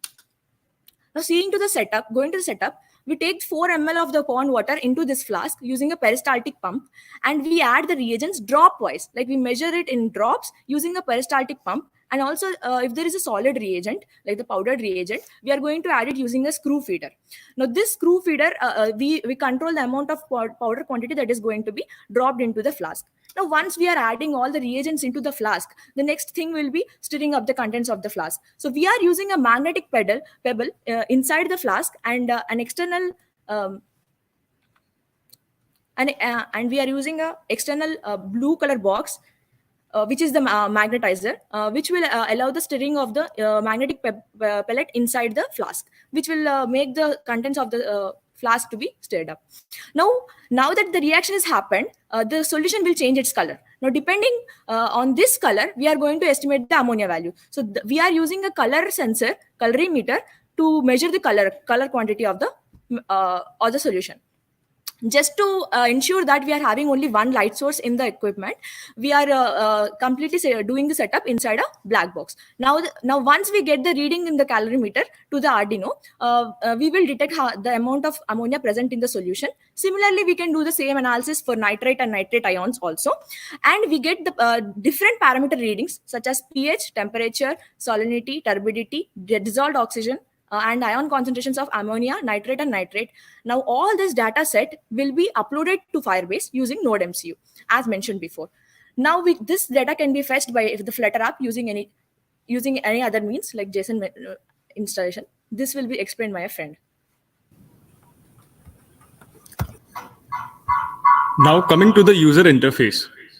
Almost all of the farmers are technically deprived and can perform only basic function on their phones. So the UI of the app is made in such a way that it is compatible with our user persona. We have done this by using pictures and vernacular languages on our app. The user can simply log in with his or her mobile number. After that, he or she will be redirected to the dashboard page where all the real-time parameters are shown. If a parameter is deviated from standard values, then it gets highlighted. Upon clicking the parameter card, the user can see the image of what is really required to be done to control that parameter. Additionally, some basic information is shown about how this parameter affects the health of the fishes. Of course, this all will be in vernacular languages. Now let's have a quick look at the numbers here. We have 1.3 million small-scale inland fish farmers. Even if we price our product at 25,000 rupees, we are looking at a total addressable market of 33 billion rupees. For our initial customers, we can introduce our product at West Bengal, Telangana, Odisha, and Andhra Pradesh, as they are leading in inland fish production and are relatively have more population engaged in fish industry. We can distribute our product through the network of 100,000 shops where farmers usually go to buy fishery-related equipment and products. These shops can be acquired at a 10% commission and other incentives. Initially, to spread awareness, we can demonstrate our product at Mandis, FFDAs, which are Fish Farmer Development Agencies, and KVKs, which are Kishan Vigyan Kendra. These agencies will have a strategic role in building trust of the farmers, as well as they will act as a primary contact for queries regarding our product. Now, let's move on to the Dalal Street, where we will do cost analysis. Our product is made at a groundbreaking cost of 15,000 rupees. When we include other expenses such as fixed commission and transportation, marketing, branding expenses, they amount up to 4,000 rupees. While pricing our product at 25,000 rupees, we can easily make profit of 6,000 at a gross margin of 40% and a net margin of 24%. We can also have a referral program here where the referrer and the referred person can get monetary value up to 1,000 rupees. Now, evidently, the word of mouth exceptionally works well with our user persona. So we are expecting 10% growth in sales only from our referral program. In the first 2 months, we will have 400 customers through 10 districts from each of the 4 states. With the referral program in place and expansion by partnering with more stores, we can justify this revenue forecast and we can get to the number of 5,000 customers in next 6 months. Now, the long-term vision of FinFlow is not just selling IoT devices. We can make a go-to fishery ecosystem on our application by leveraging the data of the water quality of ponds and the already acquired farmers on our app. Firstly, we can offer them insurance backed by the solid data of water quality. Using the same data, we can also lend them money As of now, 85% of these farmers are not eligible for institutional credit. But we have the historic data of water quality of their pond. We know how they manage their workplace. So this can be used as a proxy of credit worthiness. We can also create a marketplace of sellers and wholesale buyers on our app. And services like doctor visit, pond management can also be listed on our app. These services would not only act as alternative revenue streams, but also as engagement method for users. So ultimately, the vision of FinFlow is being a one-stop ecosystem for all the fishery-related needs and management. Now, to wrap up this presentation quickly in 3 to 4 points, in just 15,000 rupees, we have built a water monitoring system whose currently available market alternatives cost lakhs of rupees. Second, while building it, we have implemented a novel architecture of volumetric analysis automation. Third, we have made the product completely user-friendly as per the needs of backyard fish farmers. And lastly, FinFlow is very easy to scale in India. And as we have mentioned earlier, it has the potential to become a one-stop fisheries ecosystem spanning millions of farmers. Thank you very much for your attention. We are now open to questions. Judges, you can start asking the questions. Yeah, hi. So why do you need to send the data to router, cloud server? The need to send the data to the cloud is basically an extension to our business model. Yes, the product can easily be worked without internet, but when we have the data, when we send the data to the cloud, we can leverage this data to provide other services to build a whole ecosystem over our application. Okay, so you need access point at every point, right? At every unit to send the data to Yes, server, right? currently the user can connect the phone hotspot to the Wi-Fi of the module, and through this they can access the module can access internet and send the data.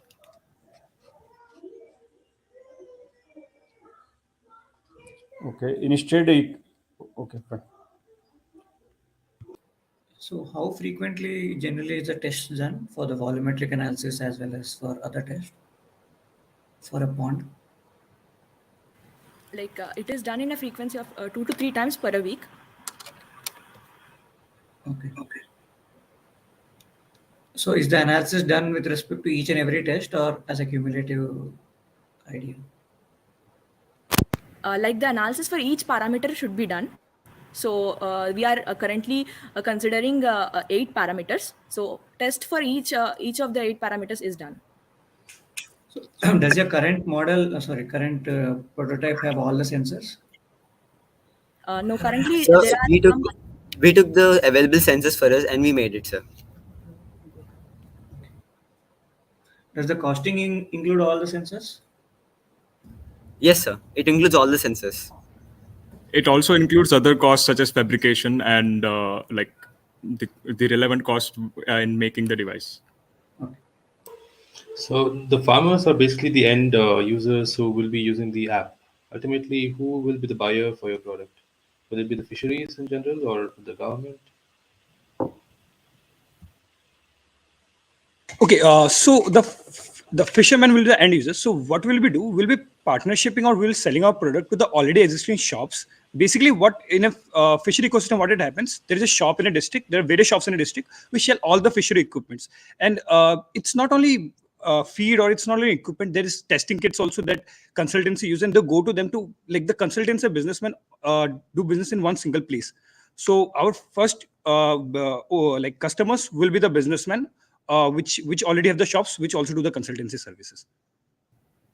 Also, for expansion, we can have a B2C model where we are directly selling it to the fish farmers.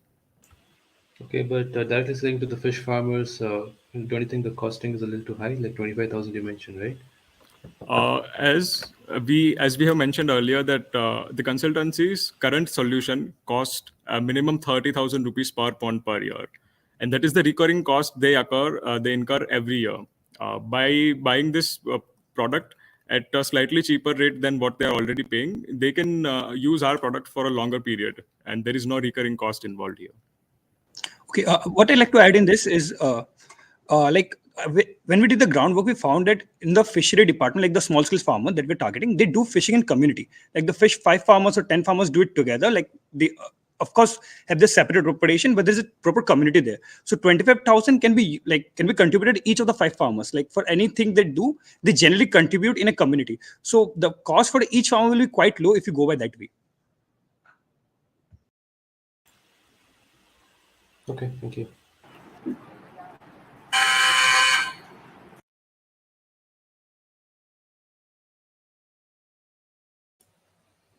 Yeah, here the solution involves detecting the parameters, right? Anything to address it also?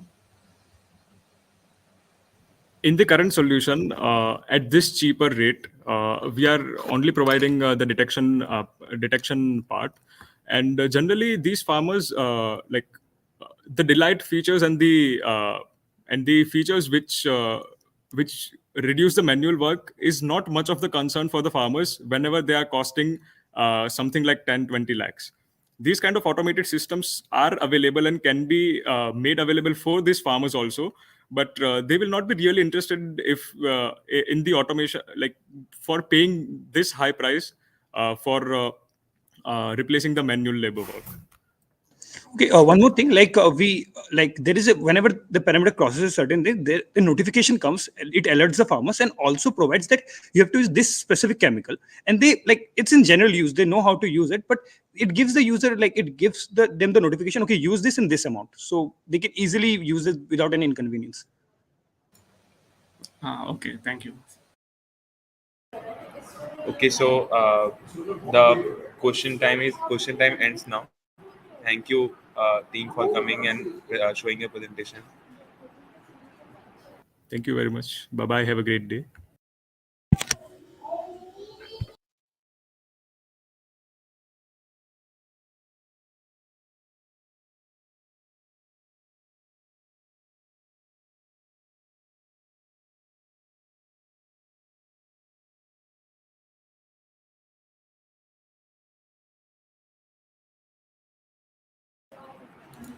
Uh, Hello, respected judges. Thanks a lot for joining in and like having the patience for so long, judging so many presentations. I was like Thanks. glad to be a part with you all. Thanks, Amir. Well moderated, I think, well organized. So it was Yeah, good going through all the on time. presentations.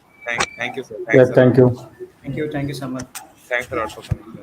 Thank you. Thanks. Samar, one thing. So Yes, this sir. session is being recorded, right? Is it same for like panel one also? Yes. So it's for like you guys or So you just? actually, we have our YouTube channel. It's live streaming there right now. Oh, okay. Yes. Okay. Is there a link that can be shared? Yes, we will share you in the Slack channel. Sure.